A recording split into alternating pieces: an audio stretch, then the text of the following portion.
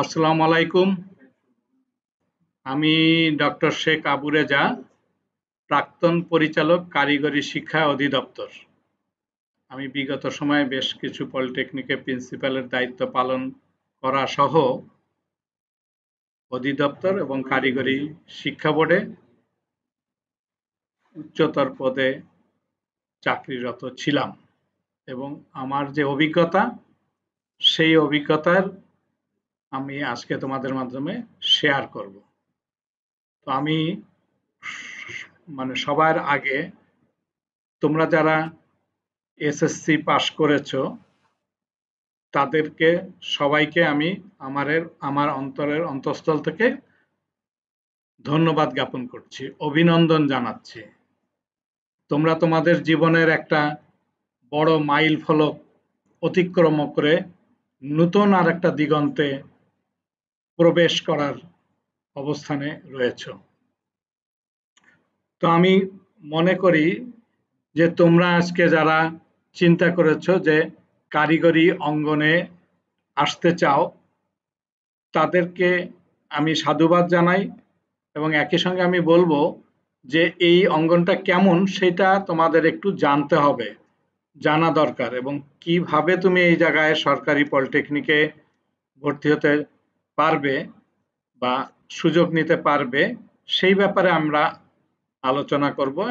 আমরা প্রথমত বলবো যে এই যে ইসিসি লিমিটেড যে সুযোগটা তোমাদের মাঝে এনে দিয়েছে সেজন্য আমরা ইসিসি লিমিটেডকে ধন্যবাদ জ্ঞাপন করছি। মূলত কিন্তু দেখা যাবে এই ইসিসি লিমিটেড আজকে ওরিয়েন্টেশন সহ মোট ৮ দিনের একটা ফ্রি কোর্সের আয়োজন করেছে, যেখানে খুব অভিজ্ঞ লোকজন তোমাদেরকে এই ব্যাপারে পরামর্শ দিবে। আশা করি সেই পরামর্শ অনুযায়ী তোমরা যদি চলতে পারো তোমাদের এই সরকারি পলিটেকনিকে ভর্তি হওয়া এটা কোনো ব্যাপারই না। আমরা মনে করি তুমি ভালোভাবে সেটা ভর্তি হতে পারবে, কিন্তু তার আগে কিছু বিষয় তোমার জানা প্রয়োজন যে এইখানে ভর্তির পদ্ধতিটা কি, কিভাবে তোমাদের মেরিট নির্ধারণ করবে, কোন কোন পলিটেকনিকে কোন ডিপার্টমেন্ট আছে, কোন ডিপার্টমেন্টে তোমার পড়া ভালো লাগবে, তুমি ভালোভাবে সেই জায়গায় তোমার পারফরমেন্স ডেভেলপ করতে পারবে এবং সেইখান থেকে পাশ করে তোমার চাকরি ক্ষেত্র কোনটা অথবা উচ্চ শিক্ষা গ্রহণ করার ক্ষেত্র কোনটা এই বিষয়ে তোমার আগে একটু জানতে হবে। তুমি যদি এই জিনিসগুলো সুন্দরভাবে জানো তাহলে তোমার ডিসিশন নেওয়া সুন্দর হবে। প্রথমে আমি একটু বলে নেই যে এই কারিগরি অঙ্গনে তুমি কেন আসবে। একদম শুরুতে যদি আমি বলি, তোমরা কি ডেমোগ্রাফ ডিভিডেন্ড বলে একটা শব্দ আছে, এই জিনিসটা জানো কিনা? একজন একটু বলো তো যে ডেমোগ্রাফ ডিভিডেন্ড বলতে কি বোঝো তুমি? এরকম কেউ আছো, বুঝতে পারো নাকি আমি ব্যাখ্যা করে দিব? আচ্ছা, আমি ব্যাখ্যা করে দেই। মূলত ডেমোগ্রাফ ডিভিডেন্ড বলছে জনমিতির বিনিয়োগ, অর্থাৎ আমাদের দেশে মানুষ জন্মগ্রহণ করার পরে একদম মৃত্যু পর্যন্ত যতদিন তারা বেঁচে থাকে এটার একটা গ্রাফ তৈরি করা হয়। তো এই গ্রাফ অনুযায়ী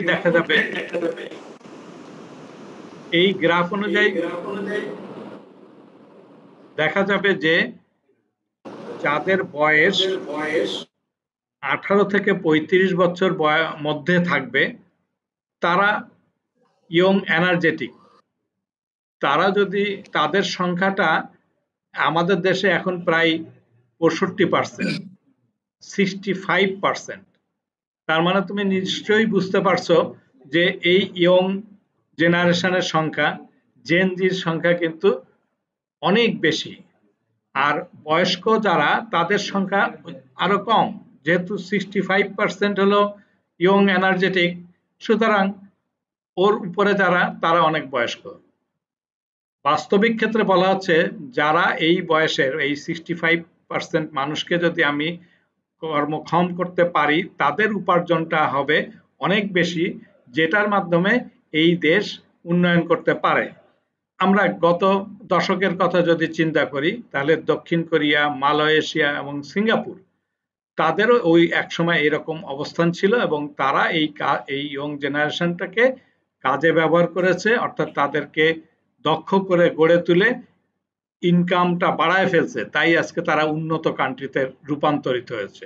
প্রতি ১০০ বছরে একটা দেশে একবারই এই সুযোগ আছে, এখন কিন্তু বাংলাদেশে সেই সুযোগটা। ফলে এই সুযোগটা যদি আমাদের বাংলাদেশের মানুষ সুন্দরভাবে গ্রহণ করতে পারে এবং তারা যদি এই যারা ইয়ং এনার্জেটিক মানুষ আছে তাদেরকে যদি উপযুক্ত করে গড়ে তুলতে পারে, ওই উপযুক্ত গড়ে তোলার মাধ্যমে যদি তাকে বিনিয়োগ করা হয়, তাহলে এই বিনিয়োগের ফল হিসাবে আমরা কিন্তু উন্নত কান্ট্রিতে রূপান্তরিত হতে পারবো এবং এই সুযোগটা কিন্তু সামনে ৩০-৩৫ বছর পর্যন্ত থাকবে। এই ৩০-৩৫ বছরের মধ্যে যদি আমরা এটা না করতে সক্ষম হই তাহলে কিন্তু আর আমরা এই সুযোগ পাবো না, তখন বৃদ্ধের সংখ্যা বেড়ে যাবে, তখন আমাদের আয়ের চেয়ে ব্যয় বেড়ে যাবে, ফলে আমরা ক্ষতিগ্রস্ত হব। তো এই জন্য আমাদের কি করতে হবে, আমাদের অন্যান্য দেশ যে কথা আমি বলেছি German, Singapore, Malaysia, Korea, even China, তারা যেভাবে এই ইয়ং জেনারেশনকে ব্যবহার করেছে, অর্থাৎ তাদেরকে কি করা হয়েছে যে স্কিল ম্যান পাওয়ারে রূপান্তর করা হয়েছে। তো স্কিল ম্যান পাওয়ারে রূপান্তর হলেই অ্যাডভান্টেজটা বেশি পেয়েছে। তো আমরা দেখবো যে কিভাবে স্কিল ম্যান পাওয়ারে যুক্ত হতে পারি আমরা। তো তার একটা বড় ধাপ হচ্ছে কিন্তু এই ডিপ্লোমা ইঞ্জিনিয়ারিং। তো আমরা যদি ডিপ্লোমা ইঞ্জিনিয়ারিং ভর্তি হতে পারি, আমার মনে হয় তোমার ব্যক্তিগতভাবে তুমি যেমন লাভবান হতে পারো, তেমনি দেশ বিরাটভাবে লাভবান হতে পারে। সুতরাং তুমি দেশকে একটা ভালো জায়গায় নিয়ে যাওয়ার ভূমিকা রাখতে পারছো বলে আমি মনে করি। আশা করি কিছুটা হলেও বুঝেছো। আমি একটা স্লাইড দিয়ে দিচ্ছি, যে এই স্লাইডে আমি কিছু বর্ণনা দিয়ে দিচ্ছি, সেখান থেকে তোমরা পরবর্তীতে নিতে পারবা। আমি এটাকে একটা ভিডিও করে রাখছি এবং এই ভিডিওর মাধ্যমেই কিন্তু তোমরা পরবর্তীতেও দেখতে পাবে, আমি যেসব কথাগুলো বলেছি সেগুলো দেখতে পাবে। আমি একটা জাস্ট স্লাইড তোমাদের সামনে উপস্থাপন করি, যেই কথাগুলো বলেছি সেটা সামারি আকারে। তো আমি একটু শেয়ার করি, এন্টার স্ক্রিন। ওকে, আমি মোটামুটি ভাবে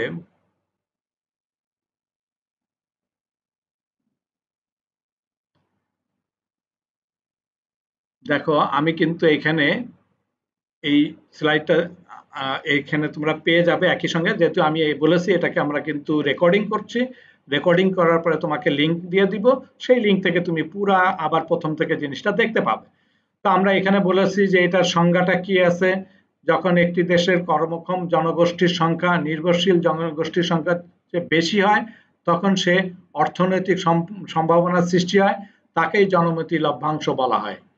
এই সময়ের সুবর্ণ সুযোগ বলা হয়, যা সীমিত সময়ের জন্য থাকে, যেটা আমি বললাম যে কামিং 35 ইয়ার্স পর্যন্ত তোমরা এই সুযোগটা নিতে পারবে। এই যে 65 বছর পর্যন্ত তরুণ কিভাবে হলো, 15 থেকে 35 বছর বয়সী মানুষের সংখ্যার কথা বলেছি, এবং 2035 সাল পর্যন্ত বিদ্যমান থাকবে। প্রযুক্তি নির্ভর ও হাতে কলমে প্রশিক্ষণ ভিত্তিক শিক্ষা নেওয়া, দক্ষ জনশক্তি তৈরি, শিল্প উৎপাদন খাতের সরাসরি অবদান, উদ্যোক্তা সৃষ্টির সম্ভাবনা, বিদেশে শ্রম বাজার প্রতিযোগিতামূলক অবস্থান, তরুণ জনগোষ্ঠীর দক্ষতা ভিত্তিক শিক্ষা গ্রহণের আগ্রহ, স্থানীয় বৈশ্বিক শ্রম বাজারের চাহিদা, প্রযুক্তি ও উদ্ভাবনে অবদান, রপ্তানিযোগ্য মানব সম্পদ তৈরি, দীর্ঘমেয়াদী অর্থনৈতিক প্রবৃদ্ধি অর্জন। এবং উপসংহারে বলতে পারি, বাংলাদেশের জনমতি লভ্যাংশ একটি শক্তিশালী সম্ভাবনা। ডিপ্লোমা ইঞ্জিনিয়ারিং শিক্ষার মাধ্যমে এই সুযোগ কাজে লাগানো সম্ভব। নীতিগত সহায়তা, আধুনিক শিক্ষা কৌশল এবং শিল্প খাতের সমন্বয়ের প্রয়োজন আছে। আশা করি এই কথাটুকুতে কিছুটা হলেও তোমরা অনুধাবন করেছো। আমরা এই থেকে বেশি কিছু এই মুহূর্তে বলতে চাচ্ছি না, আমি পরবর্তীতে কি যে বিষয়গুলো জানা দরকার সেই স্লাইডে চলে যাচ্ছি। আমরা এটাকে আপাতত ক্লোজ করছি এবং আমরা ফিরে যাচ্ছি অন্য কথায়। আমাদের কথা হচ্ছে যে তুমি যদি পলিটেকনিক সিস্টেমে আসতে চাও তাহলে দুটা জিনিস তুমি জানো, যে সরকারি পলিটেকনিক ইনস্টিটিউটগুলো মূলত পরিচালিত হয় কারিগরি শিক্ষা অধিদপ্তরের আওতায়। কি বলেছি? কারিগরি শিক্ষা অধিদপ্তর। আমরা দেখব যে কারিগরি শিক্ষা অধিদপ্তরে থেকে কিভাবে আমি ইনফরমেশন সংগ্রহ করতে পারি। আরেকটা ব্যাপার হলো যে এর শিক্ষাক্রম পরিচালিত হয় কারিগরি শিক্ষা বোর্ড থেকে। তোমাদের বোঝার সুবিধার্থে বলি, তোমাদের যেসব স্কুলগুলো আছে, সরকারি স্কুলগুলো যেগুলো আছে, সেটাও কিন্তু তোমাদের কোনো একটা অধিদপ্তর, হ্যাঁ, মাধ্যমিক শিক্ষা অধিদপ্তর দ্বারা পরিচালিত হয়। সমস্ত সরকারি খরচ বহন তারা করে। আর যে তোমরা বোর্ডের আন্ডারে পরীক্ষা দিয়েছো, সেই বোর্ড যেটা, সেই বোর্ডে কিন্তু তোমার পরীক্ষা নেওয়া, তোমাদের বাকি রেজাল্ট ইত্যাদিগুলো দিয়ে থাকে। তাহলে তোমাদের যেমন সাধারণ এডুকেশনে যেমন একটা বোর্ড আছে, তেমনি ভাবে শিক্ষা প্রতিষ্ঠান পরিচালনার জন্য অধিদপ্তর থাকে। একইভাবে কারিগরি ও মাদ্রাসা শিক্ষার জন্য একটা আলাদা মন্ত্রণালয় আছে এবং তার রেসপেক্টে অধিদপ্তর আছে, কারিগরি শিক্ষা অধিদপ্তর এবং কারিগরি শিক্ষা বোর্ড। তাহলে দুটা ব্যাপার বুঝাচ্ছ, একটা হলো কারিগরি শিক্ষা অধিদপ্তর আর একটা বলেছি কারিগরি শিক্ষা বোর্ড, যেটা নিয়ে আমাদের একটা মন্ত্রণালয় আছে, সেটা কারিগরি ও মাদ্রাসার শিক্ষা মন্ত্রণালয়। তো আমরা একটু আসি যে কারিগরি শিক্ষা অধিদপ্তরে থেকে কি জানতে পারবো। আমরা জানতে পারবো এর আন্ডারে কোন কোন সরকারি পলিটেকনিক আছে, কোথায় কোথায় আছে। বোর্ডের থেকেও আমরা জানতে পারবো, বোর্ডের ওয়েবসাইট থেকেও জানতে পারবো, আবার আমাদের কারিগরি শিক্ষা অধিদপ্তর থেকে জানতে পারবো। আমি এই মুহূর্তে কারিগরি শিক্ষা বোর্ডে যে দেখেছি যে ওই লিস্টটা ওভাবে নাই, হ্যাঁ, যে এখন তুমি সহসা জানতে পারার সুযোগটা আমি তোমাকে করে দিচ্ছি। আমি দেখাই দিচ্ছি কিভাবে তুমি যাবে। আমি আবার শেয়ার করছি এবং এই শেয়ারিং এর মাধ্যমে আমি তোমাকে দেখাই দিব যে কারিগরি শিক্ষা অধিদপ্তর থেকে কিভাবে তোমরা শিক্ষা প্রতিষ্ঠানের নামগুলো জানতে পারবে। আমি এইখানে একটা নিউ ট্যাবে গেলাম। এই কারিগরি শিক্ষা অধিদপ্তরে যাওয়ার জন্য যে ওয়েবসাইটের অ্যাড্রেস, সেটাকে লেখে TechEdu, TECHEDU.gov.bd। এইটা তোমরা নোট ডাউন করে রাখতে পারো। তাহলে কি লিখলাম? TechEdu.gov.bd। এই দেখো কারিগরি শিক্ষা অধিদপ্তর। তা আমি যদি এখানে প্রবেশ করি, এই ওয়েবসাইটটায় প্রবেশ করি, তাহলে সেইখান থেকে আমি কি দেখতে পাবো? এই দেখো আমাদের সম্পর্ক প্রতিষ্ঠান সমূহ। এই প্রতিষ্ঠান সমূহের মধ্যে দেখো ডিগ্রি স্তর, ডিপ্লোমা স্তর, অর্থাৎ কারিগরি শিক্ষা অধিদপ্তরের আওতায় বিএসসি ইঞ্জিনিয়ারিংও করানো হয় বিভিন্ন ইঞ্জিনিয়ারিং কলেজে, আবার ডিপ্লোমা করানো হয়, আবার সার্টিফিকেট কোর্স বলতে এসএসসি ভোকেশনাল কোর্স করানো হয়। তো আমরা আরো অন্যান্য বিষয় না যে এইখানে আমরা ডিপ্লোমা স্তরের উপরে যদি ক্লিক করি, তাহলে আমরা যে জিনিসটা দেখতে পাবো, একটা তালিকা আমরা ইনশাল্লাহ পেয়ে যাব। এই দেখো এখানে কিন্তু ডিপ্লোমা পর্যায়ে প্রতিষ্ঠানের প্রধানগণের তালিকা, এখানে 50টা বলেছে। কয়টা ডিপ্লোমা প্রতিষ্ঠান আছে? 50টা। এবছর এর মধ্যে আমরা পলিটেকনিকই আছে 48টা, আরো 47টা, আর 3টা মানে অন্য প্রতিষ্ঠান, আমি সেটা বলছি মনোটেকনিক। তো আমরা দেখো ঢাকা বিভাগের আন্ডারে কি কি প্রতিষ্ঠান আছে। ঢাকা পলিটেকনিক ইনস্টিটিউট, ঢাকা মহিলা পলিটেকনিক ইনস্টিটিউট, এই মহিলা পলিটেকনিক শুধুমাত্র মেয়েদের পড়ার জন্য। Bangladesh institute of glass and ceramic, এটা পলিটেকনিক না হলেও ডিপ্লোমা স্তরেরই, এখানেও ডিপ্লোমা কোর্স করা হয়, সেখানেও তোমরা একইভাবে ভর্তি হতে পারবে।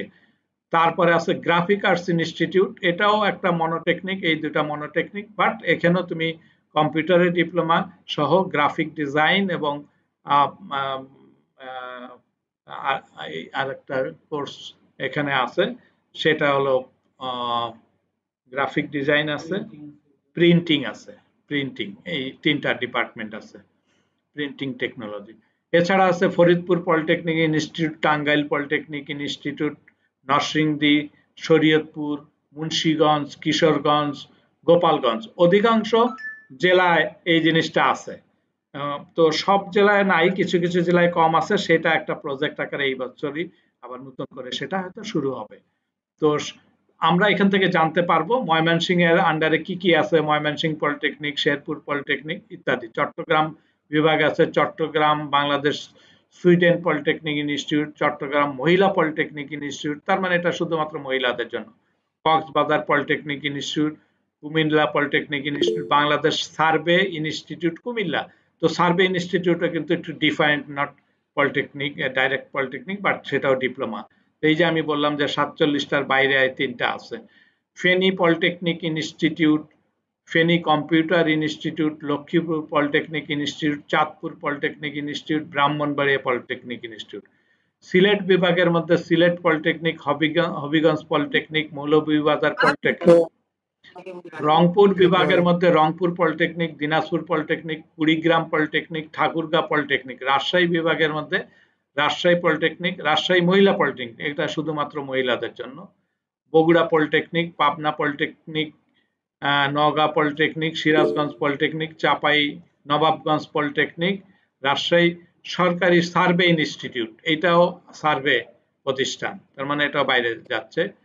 খুলনা পলিটেকনিক ইনস্টিটিউট, খুলনা বিভাগের মধ্যে খুলনা মহিলা পলিটেকনিক ইনস্টিটিউট শুধু মহিলাদের জন্য। Jessore polytechnic institute, Kushtia polytechnic institute, Satkhira polytechnic institute, Jhenaidah polytechnic institute, Magura polytechnic institute.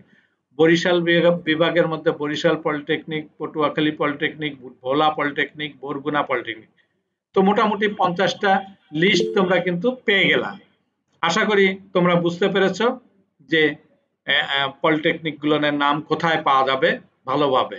এর বাইরেও তুমি যদি বিটিবিতে যাও, অর্থাৎ ওই যে বাংলাদেশ কারিগরি শিক্ষা বোর্ড, আমি একইভাবে সেটাও দেখায় দেই। এই যে ডান পাশে ক্লিক করলাম, করার পরে আরেকটা নতুন ট্যাবে গেলাম, এখানে আমি খালি বিটিইবি লিখলাম, এখানেও কিন্তু bteb.gov.bd আগের মতন গভর্নমেন্ট প্রতিষ্ঠানের আন্ডারে যতগুলো আছে সেটা .gov থাকবে, .gov.bd। সো আমরা যদি এই ওয়েবসাইটে যাই, তাহলে এই ওয়েবসাইটে নোটিশ বোর্ডে কিন্তু লেখা আছে, এখানে যদিও লেখা আছে পলিটেকনিক সমূহ, কিন্তু এই মুহূর্তে তুমি যদি ক্লিক করো পলিটেকনিক সমূহ, তাহলে দেখবা যে আসলে এখানেও কিন্তু আছে, এই যে ঢাকা বিভাগে ঢাকা জেলায় পলিটেকনিক গুলোর নামও তুমি এখানে পাবে, ময়মনসিংহ বিভাগে পাবে। সো এখান থেকেও কিন্তু তুমি দেখো নামগুলো জানতে চাইলে জানতে পাবে। সো আমি দুটা অংশ তোমাকে দেখাইলাম যে পলিটেকনিক গুলোর নাম যদি পেতে চাও তাহলে কোথা থেকে নামগুলো তুমি সংগ্রহ করবে। তো এবার ফিরে যাই যে তুমি তাহলে শুধু তো পলিটেকনিক চুজ করলে হবে না, পলিটেকনিকে কিন্তু আরো কতগুলো বিষয় আছে, তাহলে বিভিন্ন ডিপার্টমেন্ট আছে। তো আমরা এটাও দেখাবো যে কোন পলিটেকনিকে কোন কোন ডিপার্টমেন্ট আছে এবং তুমি কোন কোন ডিপার্টমেন্টে ভর্তি হতে চাও। তাহলে পলিটেকনিকে গেলে কিন্তু তোমাকে আগেই চিন্তা করতে হবে যে তোমার ক্যারিয়ারটা সামনে কোথায়, তোমার চাকরির সুযোগটা কোথায়, তুমি এরপরে উচ্চ শিক্ষা গ্রহণ করতে চাইলে কিভাবে উচ্চ শিক্ষা গ্রহণ করতে পারবে, এই বিষয়গুলো কিন্তু তোমার জানা উচিত। তো প্রথমত আমি বলি, সব পলিটেকনিকেই একই রকম ডিপার্টমেন্ট সব জায়গায় আছে তা নাও হতে পারে, তবে কিছু কিছু আছে কমন। তো যে সব জায়গায় কমন আছে সেগুলোর মধ্যে আমি বলি, যেমন আছে সিভিল ইঞ্জিনিয়ারিং ডিপার্টমেন্ট। তাহলে প্রথমে আমি বললাম সিভিল ইঞ্জিনিয়ারিং। সিভিল ইঞ্জিনিয়ারিং বলতে কি বোঝায়, সিভিল ইঞ্জিনিয়ারিং এর কাজটা কি, কোন ক্ষেত্রে তাদের চাকরি হবে, সিভিলের জায়গাটা তুমি যদি দেখো তাহলে তুমি বুঝতে পারবে। তুমি যে রাস্তায় চলাচল করো, এই যে রোড রোড রাস্তা তৈরি করা, হ্যাঁ, এটা কিন্তু ওদের কাজ, পিডব্লিউডির কাজ বলে। তো রাস্তা তৈরি করা, কালভার্ট তৈরি করা, ব্রিজ তৈরি করা, হ্যাঁ, এগুলো কিন্তু সিভিল ইঞ্জিনিয়ারের কাজ। এছাড়া বড় বড় বিল্ডিং, হ্যাঁ, high rise building, normal building, এইসব বিল্ডিং গুলো কিন্তু সিভিল ইঞ্জিনিয়াররা তৈরি করে থাকে। তো সুতরাং তার ডিজাইন থেকে আরম্ভ করে কনস্ট্রাকশন বলো সব কিছু কিন্তু আমরা সিভিল ইঞ্জিনিয়ারিং এর মাধ্যমে শিখতে পারবো। এরপরে আমি আসি যে কম্পিউটার ইঞ্জিনিয়ারিং। আমার মনে হয় এটা খুব বেশি বলার অপেক্ষা রাখে না, কারণ আজকালকার এই যুগে কম্পিউটার নিয়ে তোমরা সবাই নাড়াচড়া করো, নিশ্চয়ই তুমি কম্পিউটার সম্বন্ধে অনেক ভালো জ্ঞান রাখো। তো কম্পিউটার ডিপার্টমেন্টের ক্ষেত্রেও একই ব্যাপার, ওইখানে তুমি যা শিখতে পারবে কম্পিউটারে হার্ডওয়্যার, সফটওয়্যার, ফার্মওয়্যার, নেটওয়ার্কিং, হ্যাঁ, এই সংক্রান্ত যাবতীয় বিষয় আজকাল সিকিউরিটির ব্যাপারেও এটা মেনটেন করে, অ্যাপস ডেভেলপমেন্টের ব্যাপার হতে পারে, ওয়েব ডেভেলপমেন্টের ব্যাপার হতে পারে। তাহলে এই রিলেটেড অনেক কাজ আছে। এর বাইরেও কম্পিউটার দিয়ে কিন্তু আমার এই ডেটাবেস ম্যানেজমেন্টের বিষয় থাকতে পারে, তাই না? বিভিন্ন রকমের ওয়ার্ড প্রসেসিং কাজের ব্যাপার থাকতে পারে, হ্যাঁ, স্প্রেডশিট অ্যানালাইসিসের ব্যাপার থাকে, প্রোগ্রামিং বিভিন্ন রকমের প্রোগ্রামিং এর বিষয় থাকে, সফটওয়্যার ডেভেলপমেন্টের ব্যাপার থাকে। হিউজ মানুষ কিন্তু এখন অনলাইনে, হ্যাঁ, বিভিন্ন রকমের কাজ করার সুযোগ আছে। অর্থাৎ এই যে বিশ্বব্যাপী যদি তুমি ঘরে বসেও টাকা উপার্জন করতে চাও, তা কিন্তু আমরা কম্পিউটারের সহযোগিতায় এবং কম্পিউটারের যে স্কিল আছে সেইগুলো অর্জন করার মাধ্যমেও কিন্তু আমরা এই কাজগুলো শিখতে পারবো। সুতরাং আমরা কিন্তু মোটামুটি এইখানে যে কম্পিউটার ইঞ্জিনিয়ারিং এর যে বিষয়টা সিএসসি বলে, কম্পিউটার সায়েন্স অ্যান্ড ইঞ্জিনিয়ারিং, সেখানে তোমার সায়েন্সের বিষয়ে যেমন আসবে তেমনি ইঞ্জিনিয়ারিং এর বিষয়ে, তার মানে হার্ডওয়্যারের বিষয়ে থাকবে, সফটওয়্যারের বিষয়ে থাকবে। তো এটা তুমি পাবে, জানতে পারবে কম্পিউটার ডিপার্টমেন্টের মাধ্যমে। সিমিলারলি আসা আরো অন্য ডিপার্টমেন্টের মধ্যে আছে যেমন ইলেকট্রিক্যাল ডিপার্টমেন্টের। এখন কিন্তু ইলেকট্রিক্যাল ডিপার্টমেন্টের প্রচুর কাজ, এই যে বাড়িতে হাউস ওয়ারিং এর কাজ থেকে আরম্ভ করে ইন্ডাস্ট্রিতে যে তোমার ইন্ডাস্ট্রি ওয়ারিং এর কথা বলতে পারো, রাস্তায় তুমি চলতে পথে দেখবা যে বিভিন্ন রকমের খুঁটিতে লাইন টেনে টেনে নিয়ে যাচ্ছে বিভিন্ন বাড়িতে বিদ্যুতায়ন করার জন্য। আমাদের কিন্তু এই ট্রান্সমিশন লাইন, ডিস্ট্রিবিউশন লাইন, তারপরে বিদ্যুৎ উৎপাদন করতে হয় যে জায়গায়, সেই জায়গায় হলো বিভিন্ন জায়গায় পানির স্রোত ব্যবহার করে বিদ্যুৎ উৎপাদন করছে, তেলের মাধ্যমে, হ্যাঁ, বিদ্যুৎ উৎপাদনের ব্যবস্থা নিয়েছে, অর্থাৎ পানি স্টিম করে তারপরে স্টিমের মাধ্যমে, হ্যাঁ, এটা মোটর ঘুরায় তারপরে বিদ্যুৎ উৎপাদন করে। সো বিদ্যুৎ উৎপাদনের জন্য বিভিন্ন সোর্স আছে, সেটা গ্যাস হতে পারে, সোলার হতে পারে, বিভিন্ন রকমের। তাহলে বিদ্যুৎ উৎপাদন থেকে আরম্ভ করে তার ট্রান্সমিশন, ডিস্ট্রিবিউশন, এই সংক্রান্ত যাবতীয় কাজ, হ্যাঁ, পিডিবি, পিডাব্লিউডি তে সাব স্টেশন ইঞ্জিনিয়ার হিসেবে ডিপ্লোমা ইঞ্জিনিয়াররা ওখানে চাকরি করে থাকে। সো এটারও একটা বিরাট মার্কেট আছে, দেশে আছে, দুবাইতেও কিন্তু বহুত ইঞ্জিনিয়ার আমাদের দেশে তারা কিন্তু কাজ করছে, এমইএস এ কাজ করছে, বহু জায়গায় কাজ করে। আমরা সেই কথা পরে যাই যে কোথায় কাজ করে, বাট আমরা একটা বললাম যে ডিপার্টমেন্ট ইলেকট্রিক্যাল আছে। এর বাইরে যেমন ইলেকট্রনিক্স ডিপার্টমেন্ট আছে, যেমন আমাদের অ্যাটমিক এনার্জির যে কথা বলা হচ্ছে, এইখানেও কিন্তু ইলেকট্রনিক্স ডিপার্টমেন্টের অনেক অ্যাক্টিভিটিস আছে, অর্থাৎ বিভিন্ন রকমের কন্ট্রোলিং এর কাজ ইলেকট্রিক্যালেরও আছে, ইলেকট্রনিক্সও আছে। কন্ট্রোলিং বলতে আমাদের একটা বড় বড় ইন্ডাস্ট্রি চলে, এই ইন্ডাস্ট্রি কন্ট্রোল গুলো করে পিএলসি অটোমেশনের মাধ্যমে। তো সেটার ক্ষেত্রে তুমি পিএলসি অটোমেশন ইলেকট্রিক্যাল হতে পারে, কম্পিউটারে হতে পারে, অথবা এট দ্য সেম টাইম আমি ইলেকট্রনিক্স এর কথা বলছি, যত সার্কিট আছে সব ইলেকট্রনিক সার্কিট। কম্পিউটার ভিতরেও যে সার্কিট আছে ওগুলো ইলেকট্রনিক সার্কিট, আবার ইলেকট্রিক্যাল কন্ট্রোল করার জন্য যে সার্কিট গুলো ব্যবহার করা হচ্ছে এগুলো কিন্তু ইলেকট্রনিক্স এর সার্কিট। সুতরাং ইলেকট্রনিক্স ডিপার্টমেন্টের মাধ্যমে কিন্তু তুমি এই জ্ঞানগুলো তুমি অর্জন করতে পারো। এবং চাকরির ক্ষেত্রে আমি তোমাকে বললাম অ্যাটমিক এনার্জি, পিডাব্লিউডি, পিডিবি, হ্যাঁ, বিভিন্ন ডেস্কো সব জায়গায় কিন্তু আমাদের এই চাকরির অপশনটা ইলেকট্রনিক্সেরও আছে ব্যাপক হারে। তারপরে যদি আমরা যাই যে ইলেকট্রনিক্সের পরে কোনটা একটা বড় ক্ষেত্র আছে মেকানিক্যাল। মেকানিক্যাল ডিপার্টমেন্ট কিন্তু যত এই যে ইন্ডাস্ট্রি দেখো, বড় বড় ইন্ডাস্ট্রি মেশিনারি চালায়, এগুলো কিন্তু সব মেকানিক্যাল ইঞ্জিনিয়ারিং এর ডিপার্টমেন্টের আওতায় কিন্তু এই সব মেশিনারিজ, লেদ মেশিন থেকে আরম্ভ করে যত ধরনের বড় বড় মেশিন, সিএনসি মেশিন, এখন তো সিএনসি মেশিন ব্যবহার করছে অটোমেটিক্যালি এটাকে রান করার জন্য। সুতরাং এটাও কিন্তু যত ইন্ডাস্ট্রিতে বড় বড় মেকানিক্যাল ইঞ্জিনিয়ার, বহুত ইঞ্জিনিয়ার আছে, সেখানেও কিন্তু আমাদের চাকরি ক্ষেত্রে একইভাবে এই এই যত এখানে আমরা তোমাকে বললাম যে পিডাব্লিউডি থেকে আরম্ভ করে অন্য সব জায়গায় কিন্তু এই মেশিনারিজের কাজ আছে। ফলে যে সব জায়গায় আমি বলছি সব জায়গায় কিন্তু আমার মেকানিক্যাল ইঞ্জিনিয়ারের দরকার হয়। সুতরাং সেখানেও তুমি সাব অ্যাসিস্ট্যান্ট ইঞ্জিনিয়ার হিসেবে, মেকানিক্যাল ইঞ্জিনিয়ার হিসেবে তুমি নিজেকে প্রস্তুত করতে পারো। সেখানে মেশিনগুলো সরাসরি অপারেট করার একটা বিষয়, ডাইস তৈরি করার থেকে আরম্ভ করে অনেকগুলো বিষয় আছে। তো যা কিছু করি না কেন এখন কিন্তু সব কন্ট্রোল হয়ে গেছে এই যে computer control, electronic control. Anyway, মেকানিক্যালের পরে যে জিনিসটা আছে আরএসসি বলে, আবার পাওয়ার আরেকটা ডিপার্টমেন্ট পাওয়ার ইঞ্জিনিয়ারিং বলে। আরএসসি মানে রেফ্রিজারেশন অ্যান্ড এয়ার কন্ডিশনের কথা বলছে। পাওয়ারের ক্ষেত্রে এখানে অটোমেশন, অটোমোবাইলের কথা বলা হয়, অর্থাৎ গাড়ি, এই যে গাড়ি ঘোড়া যেগুলো এটা তৈরি করা থেকে রিপেয়ার করা থেকে মেনটেন করার জন্য এইগুলোকে অটোমোবাইলের আওতায় বলা হয়। রেফ্রিজারেশন এয়ার কন্ডিশনের ক্ষেত্রে প্রচুর অ্যাক্টিভিটিস আছে, সেগুলো তুমি চুজ করতে পারো আরএসসি ডিপার্টমেন্ট অথবা অটোমোবাইল অথবা এই পাওয়ার ডিপার্টমেন্ট, কোনো কোনো ক্ষেত্রে এটাকে পাওয়ার ডিপার্টমেন্ট হিসেবে বলে। এর বাইরেও আছে কেমিক্যাল ডিপার্টমেন্ট। আজকাল কেমিক্যাল ইঞ্জিনিয়ার হিসেবে প্রচুর ডিমান্ড আছে বিভিন্ন ইন্ডাস্ট্রিতে, এবং কেমিক্যাল ইন্ডাস্ট্রির পাশে তারপরে আরো আছে ফুড ফুড টেকনোলজি আছে। এখানে বিভিন্ন রকমের খাদ্য উৎপাদনের জন্য যে ইন্ডাস্ট্রিগুলো বড় বড় কোম্পানিগুলো আমাদের দেশে আছে, হ্যাঁ, ফুয়াং থেকে আরম্ভ করে বিভিন্ন যেখানে বড় বড় এই যে বেকারি আছে, হ্যাঁ, এরা যে খাবার প্রস্তুত করে, এর বাইরেও বেশ কিছু পর্যটন কর্পোরেশনে সেখানেও খাবারের বিষয় আছে। তো সেই জায়গাটা আমরা ফুড টেকনোলজি ইঞ্জিনিয়ার হিসেবে বিভিন্ন জায়গায় আমরা দেখি যে মানুষগুলো চাকরি পায়। তো এর এর এর বাইরেও যেমন এনভায়রনমেন্টাল ইঞ্জিনিয়ারিং এর ব্যাপার আছে, হ্যাঁ, আর্কিটেকচার ডিপার্টমেন্ট আছে। আর্কিটেকচার ডিপার্টমেন্টে আর্কিটেকচারাল ড্রয়িং করা হয়ে থাকে। এগুলো হলো মেইন।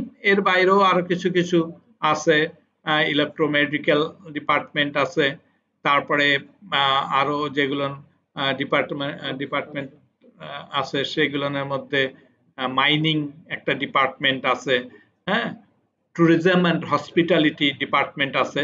তো এইগুলো আমরা কিন্তু এক একটা ইনস্টিটিউটে ঢুকে কিভাবে দেখব সেটা আমি তোমাকে প্র্যাকটিক্যালি দেখাই দিচ্ছি এবং দেখাই দিব। তো মোটামুটি আমার মনে হয় একটা ধারণা পেয়েছো যে এই জায়গায় কি ধরনের চাকরি ক্ষেত্র আছে এবং কোন কোন টেকনোলজিতে পড়ার সুযোগ আছে। এইসব টেকনোলজিতে যত টেকনোলজি হোক না কেন, সব টেকনোলজিতে যে সাবজেক্টগুলো নিয়ে পড়াশোনা করানো হয় তার মধ্যে যেগুলো ইন্টারমিডিয়েট লেভেল এবং ডিগ্রি লেভেলের যেসব বইগুলো পড়ানো হয় সেগুলো সাধারণত দেখা যায় বাংলা, ইংরাজি, ফিজিক্স, কেমিস্ট্রি, ম্যাথমেটিক্স। সাধারণত দেখা যায় ইন্টারমিডিয়েট লেভেলের ফিজিক্স, কেমিস্ট্রি, ম্যাথমেটিক্স এর বাইরেও ডিগ্রি লেভেলের কিছু ম্যাথমেটিক্স এবং ফিজিক্সের কাজগুলো করানো হয়। এর বাইরেও কিছু আছে, যেমন আমাদের সমাজ বিজ্ঞান যেটা আমরা পড়েছো, হ্যাঁ, এই সাবজেক্টটাও এখানে পড়ানো হয়। অ্যাকাউন্টিংও এখানে পড়ানো হয়, হ্যাঁ, বিজনেস ম্যানেজমেন্ট যেটা সে ম্যানেজমেন্টের সাবজেক্টটাও পড়ানো হয়। আর এর বাইরেও ইন্ডিভিজুয়াল টেকনোলজিতে সেখানে ইলেকট্রিক্যাল টেকনোলজি, সিভিল টেকনোলজি, হ্যাঁ, মেকানিক্যাল টেকনোলজি, ইলেকট্রনিক্সের সাবজেক্ট, সব সাবজেক্টে এই পড়ানো হয় কিছু কিছু। এবং কোর সাবজেক্ট, কোর ডিপার্টমেন্টে লাস্টে যে তুমি ইলেকট্রিক্যালের ক্ষেত্রে হলে ট্রান্সমিশন, ডিস্ট্রিবিউশন, পাওয়ার, এসি মেশিন, ডিসি মেশিন, এগুলো পড়ানো হয়। সিভিলে তেমনি স্ট্রাকচার ডিজাইন করার ব্যাপার থাকতে পারে, অটোক্যাড ডিজাইনের ব্যাপার আছে, হ্যাঁ, সিভিল কনস্ট্রাকশনের বিষয় আছে, এই সাবজেক্টগুলো পড়ানো হয়। সিমিলারলি মেকানিক্যালের মধ্যেও ওই মেকানিক্যাল বিভিন্ন মেশিনারিজ আছে, সেগুলো রিলেটেড বিষয়গুলো তোমাদের পড়ানো হয়। আমি আর ওদিকে ডিটেলসে যাচ্ছি না। তেমনি ভাবে কম্পিউটারের হার্ডওয়্যার, সফটওয়্যার ইত্যাদি সাবজেক্টগুলো নিয়ে পড়ানো হয়। তো এটা আরো ডিটেলস জানতে চাইলে আমরা কিন্তু দেখতে পাবো তার সিলেবাস থেকে। এই জায়গায় আমাদের পাঠ্যক্রম আছে, এই যে পাঠ্যক্রম ডিপ্লোমা পর্যায়ে, এই ডিপ্লোমা পর্যায়ে পাঠ্যক্রমের মধ্যে ঢুকে কেউ যদি আরো ডিটেলস জানতে চাও, সে কিন্তু এই ডিটেলস সিলেবাস এখান থেকে দেখে নিতে পারো। এই যে syllabus, diploma in engineering course structure syllabus, diploma engineering course structure syllabus, এটা হলো 2022 প্রবিধান। কেউ যদি এটা জানতে চাও, ডিপ্লোমা ইন এগ্রিকালচারাল ফিশারিজ এগুলো নিয়েও জানতে চাও, ডিপ্লোমা ইন টেক্সটাইল আছে সেগুলো নিয়ে জানতে চাও, এইচএসসি ভোকেশনাল নিয়ে জানতে চাও, ডিপ্লোমা ইন কমার্স আছে, এগুলো আমরা কেউ যদি ডিটেলস জানতে চাও তাহলে এখানে ক্লিক করে সিলেবাস ডাউনলোড করে তোমরা আরো জানতে পারো। যাই হোক, এটা পরের ব্যাপার। আমরা এই মুহূর্তে ফিরে যেতে চাই যে এবার আসি আমরা কিভাবে পরীক্ষা হবে এবং কোন কোন সাবজেক্টের উপরে কি কি বিষয়ের উপরে আমাদের নলেজ নিতে হবে, আমরা সেই জায়গাটা একটু যেতে পারি। তো আমরা এখানে দেখি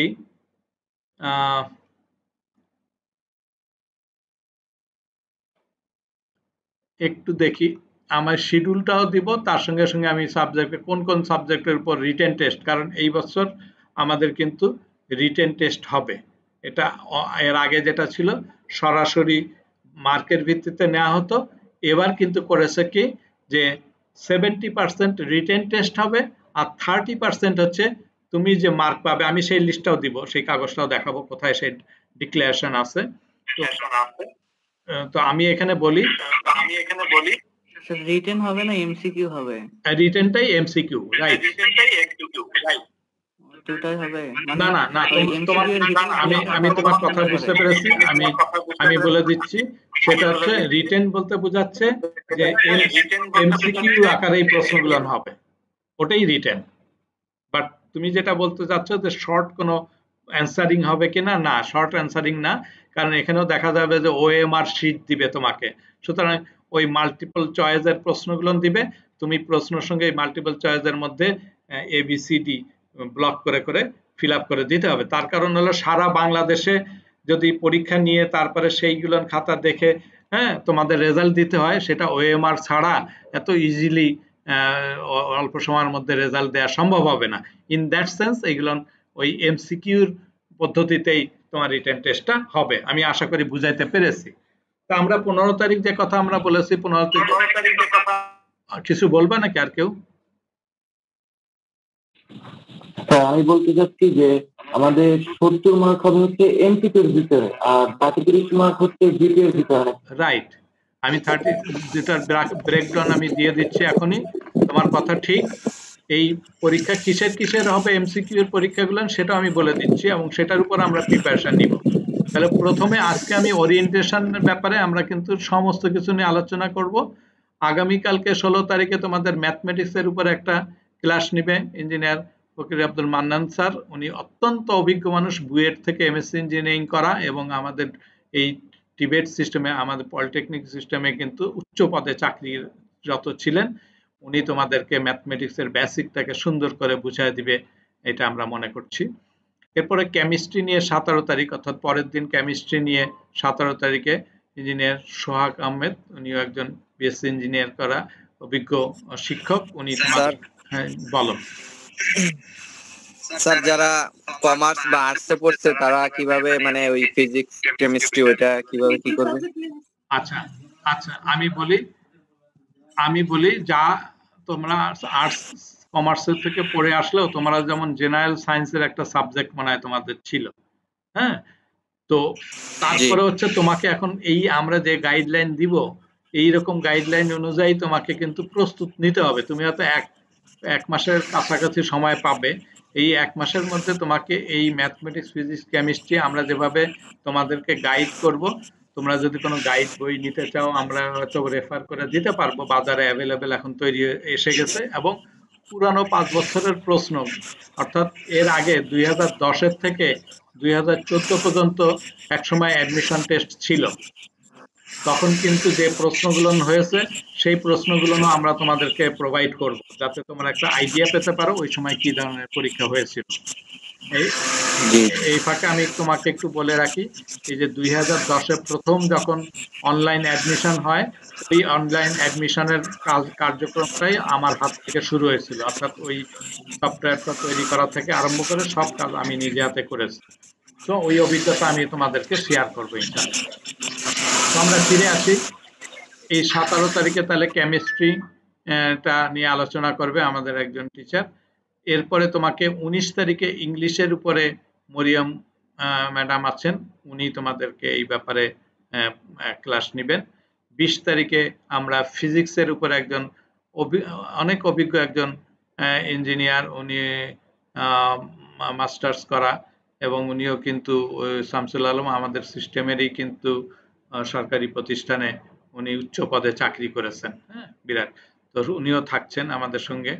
তারপরে 21 তারিখে আমরা বাংলা নিয়ে কথা বলবো, উনিও এই সিস্টেমের আরেকজন সিনিয়র ইঞ্জিনিয়ার, উনি সোহাগ আহমেদ, এটা নিয়ে আলোচনা করবে। ম্যাথমেটিক্স যেহেতু 20 মার্কের ম্যাথমেটিক্স, সেজন্য আমরা 2টা ক্লাস রেখেছি ম্যাথমেটিক্সের। সেটাও আবার ওই যে আমি বলেছি এটা থেকে মাস্টার্স করা উনি ফকির আব্দুল মান্নান, উনিও অনেক অভিজ্ঞ মানুষ, উনি ম্যাথমেটিক্সের 2য় ক্লাসটা নেবেন 22 তারিখ। এবং অ্যাপটিটিউড টেস্ট, এটা একেবারেই নতুন তোমাদের কাছে, এটা আমি লাস্ট 23 তারিখে আবার ডিসকাস করব। আসলে অ্যাপটিটিউড টেস্ট বলতে বোঝা যাচ্ছে কিছু বুদ্ধিমত্তার প্রশ্ন। আবার বুদ্ধিমত্তার প্রশ্নটা আমাদের নিশ্চয়ই চিন্তা করব আমরা যে কারিগরি অঙ্গনের অর্থাৎ এই টেকনিক্যাল যে সাবজেক্টগুলো পড়ানো হয় তার রিলেটেড প্রশ্ন নিয়ে কথা বলবো, যাতে করে তোমরা বুঝতে পারবে যে তোমাদের বুদ্ধিমত্তার যাচাইটা আমরা কিভাবে করব সেগুলো নিয়ে একটা সুন্দর সেশন আমার কন্ডাক্ট করার ইচ্ছা আছে। আল্লাহ যদি বাঁচায় রাখে আমি 23 তারিখে সেই সেশন নিয়ে তোমাদের সঙ্গে আলোচনা করব। এবং এখানে কিন্তু সামারি আমি বলে দিই, ম্যাথমেটিক্সে তোমার 10 মার্ক থাকবে, কেমিস্ট্রিতেও 10 মার্কের প্রশ্ন থাকবে, ইংলিশে 10 মার্কের প্রশ্ন থাকবে, ফিজিক্সে 10 মার্কের প্রশ্ন থাকবে, বাংলায় 10 মার্কের প্রশ্ন থাকবে। ম্যাথমেটিক্স এই যে দুটো লিখেছি তাহলে 10 আর 10 20 মার্কের প্রশ্ন হয়ে যাবে ম্যাথমেটিক্সের। এবং অ্যাপটিটিউডে টেস্টে 10, তাহলে অ্যাপটিটিউড টেস্টে 10, ম্যাথমেটিক্সে 20, 30, বাংলায় 10, 40, ফিজিক্সে 10, 50, ইংলিশে 10, 60 এবং কেমিস্ট্রিতে 10, 70। আশা করি বুঝতে পেরেছো 70 মার্কের বিষয়টা ডিস্ট্রিবিউশন কোন কোন সাবজেক্টের কিভাবে হবে, প্রশ্নগুলো কি হবে আমরা পরে আসছি। তাহলে বাকি থাকলো যে 30 মার্ক, সেই 30 মার্ক কি হবে? তোমরা যে সিজিপিএ পেয়েছো সেই সিজিপিএ যদি কোনো ফোর্থ সাবজেক্ট না থাকে, ফোর্থ সাবজেক্ট বাদে যে সিজিপিএ, সেই সিজিপিএ এর সঙ্গে তুমি যদি 6 দিয়ে গুণ করো, অ্যাজ পার এক্সাম্পল কেউ যদি জিপিএ 5 পেয়ে থাকো, এই সিজিপিএ 5 এর সঙ্গে যদি তুমি 6 দিয়ে গুণ করো তাহলে 5 ছক 30, তার মানে পূর্ণ 30 মার্ক তুমি পেয়ে গেলা। কেউ যদি 4 সিজিপিএ 4 পাও তাহলে 4 ছক 24, 4.5 যদি হয় তাহলে কি হবে 24 আর 3 না 27 মার্ক পেয়ে যাবে। সো এইটা হলো 30 মার্কের মধ্যে তুমি কত জিপিএ পেয়েছো সেটা ডিস্ট্রিবিউশন। তো সেই মার্কের সঙ্গে কি হবে যোগ হবে এই 70 মার্কের মধ্যে তুমি কত মার্ক ক্যারি করতে পারো। এখন তুমি যদি এই 70 মার্কের মধ্যে যদি অ্যাটলিস্ট 50 মার্কও যদি ক্যারি করতে পারো তাহলে দেখা যাবে যে 80-র কাছাকাছি চলে গেছো, 75 to 80 এর মধ্যে অথবা 70 to 80।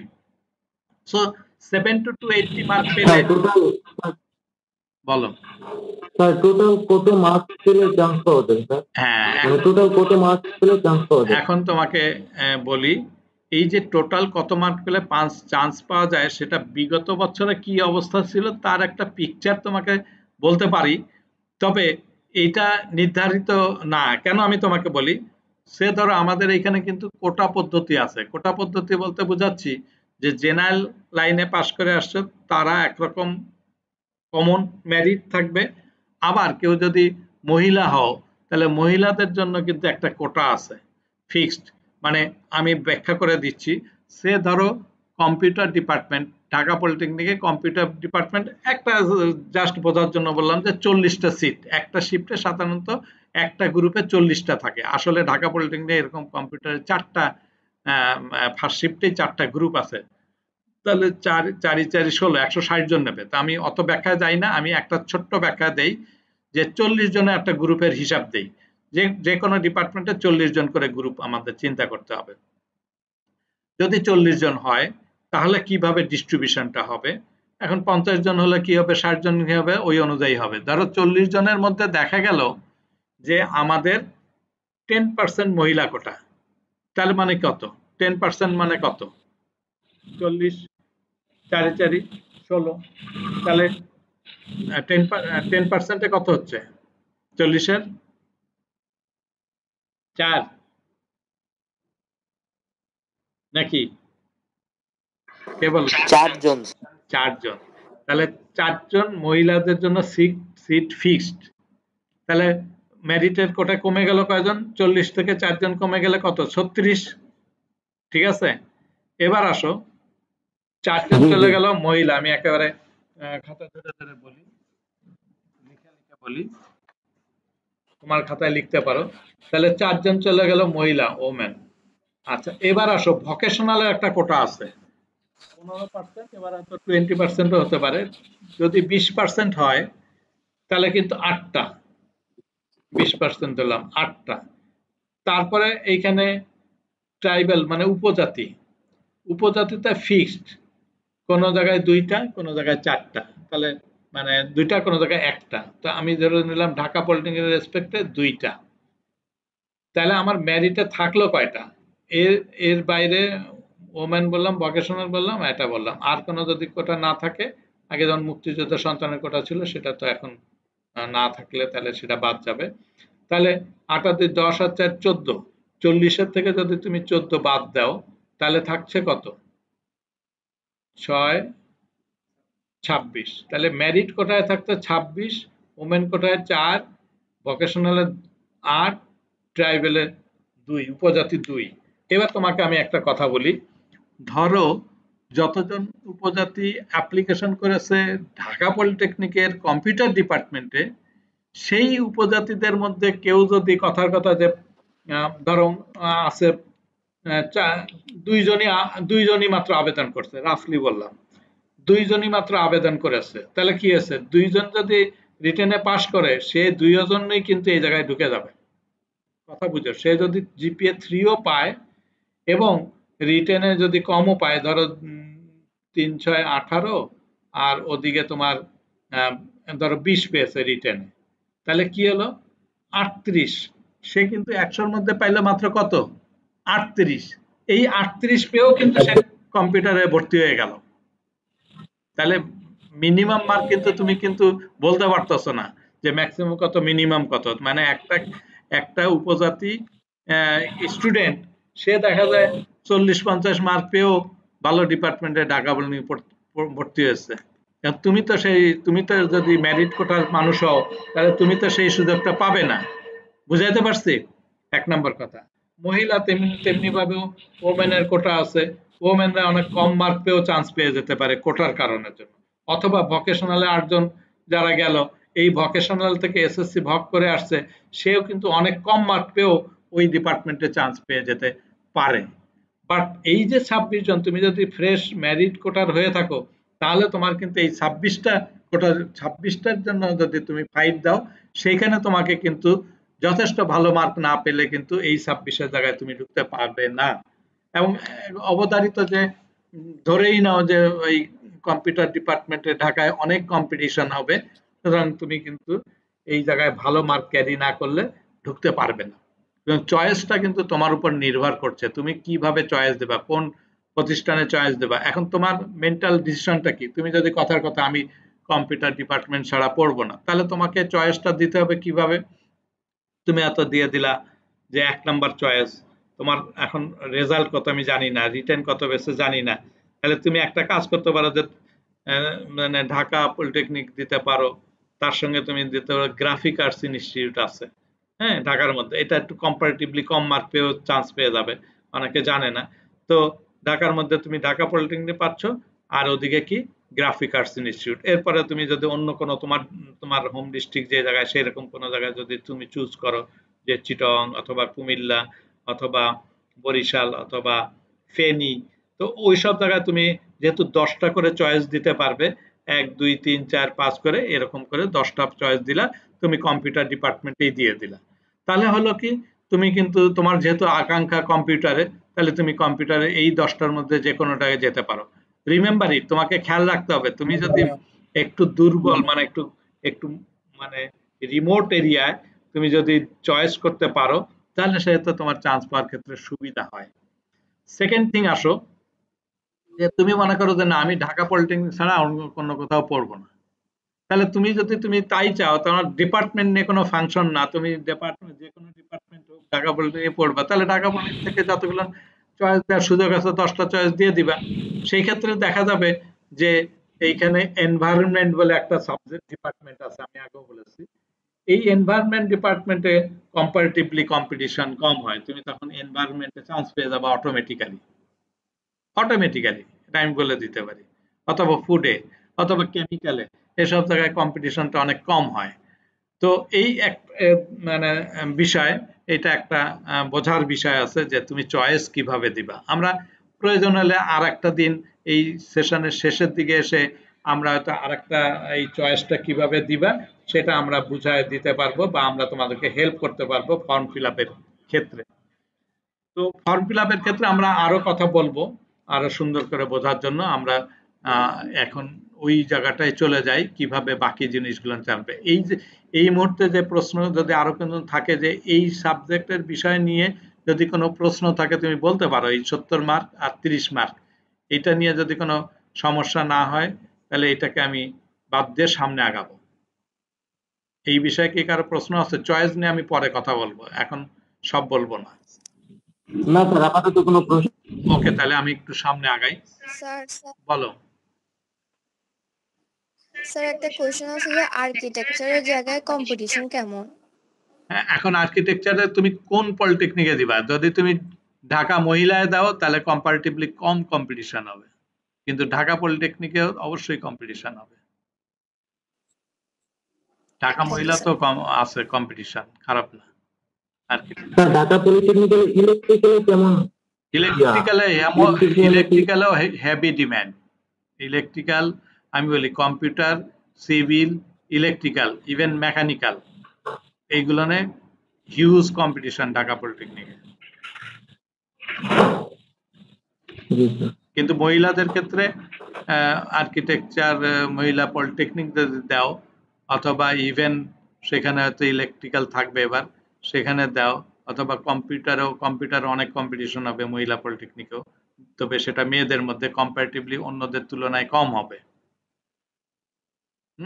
আবার একটা ব্যাপার আছে, ফার্স্ট শিফট একটা আছে, সেকেন্ড শিফট আছে। ফার্স্ট শিফটে সে ক্লাস শুরু হয় সকালে 8টায়, আর সেকেন্ড শিফটের ক্লাস হয় 10টায়। কম্পারেটিভলি ফার্স্ট শিফটের থেকে সেকেন্ড শিফটে একটু কম্পিটিশন কম হয়, তারপরেও ওই বেটার ডিপার্টমেন্ট গুলো নিয়ে কম্পিটিশন থাকবেই। Okay sir. ওকে, তাহলে আমরা আগাই। এমনি আরো যদি প্রশ্ন থাকে, প্রশ্ন তোমরা পরবর্তীতে ওই যে হোয়াটসঅ্যাপ গ্রুপেও তোমরা করতে পারো।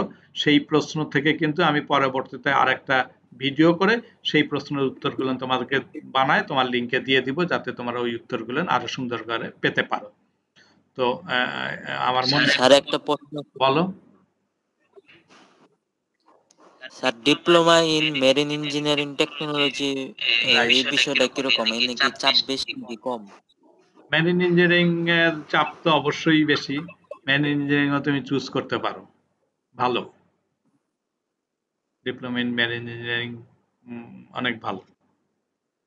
কিন্তু সবগুলো নিয়ে যেহেতু সরকারি প্রতিষ্ঠান, তো একটু চাপ থাকবেই। জি স্যার। হ্যাঁ, মেরিনেরও কোন কোন জায়গায় আছে সেগুলো কিন্তু লিস্ট আমরা ওখান থেকে দেখে নিতে পারবো। মেরিন ইঞ্জিনিয়ারিংটা এটা কারিগরি শিক্ষা অধিদপ্তরের আওতায় না, মেরিনটা কিন্তু আলাদা। তো আমরা সেটাও জানতে চাইলে সেটা নিয়ে আমি ব্যাখ্যা করে দিব, যদি প্রশ্ন করো। ওই যে আমি বললাম হোয়াটসঅ্যাপে যাদের আলাদা প্রশ্ন করার সুযোগ রয়েছে সেখান থেকে জানতে পারবে। এনিওয়ে, আমরা একটু ফিরে যাই, যে এখন কি স্ক্রিনে দেখা যাচ্ছে কিছু? বাংলাদেশ কারিগরি শিক্ষা বোর্ড এই লেখাটা দেখা যাচ্ছে না? আচ্ছা, এইখানে আমরা এইখানে একটু ফিরে আসি, হোম পেজে আমরা ফিরে আসতে চাচ্ছি। হ্যাঁ, হাত তুলেছো কেউ? কেউ প্রশ্ন করবে? মোবারক নাকি? মোবারক কি কোনো কিছু জানতে চাচ্ছ? স্যার হ্যাঁ, কয়টার দিকে প্রতিদিন ক্লাস হবে?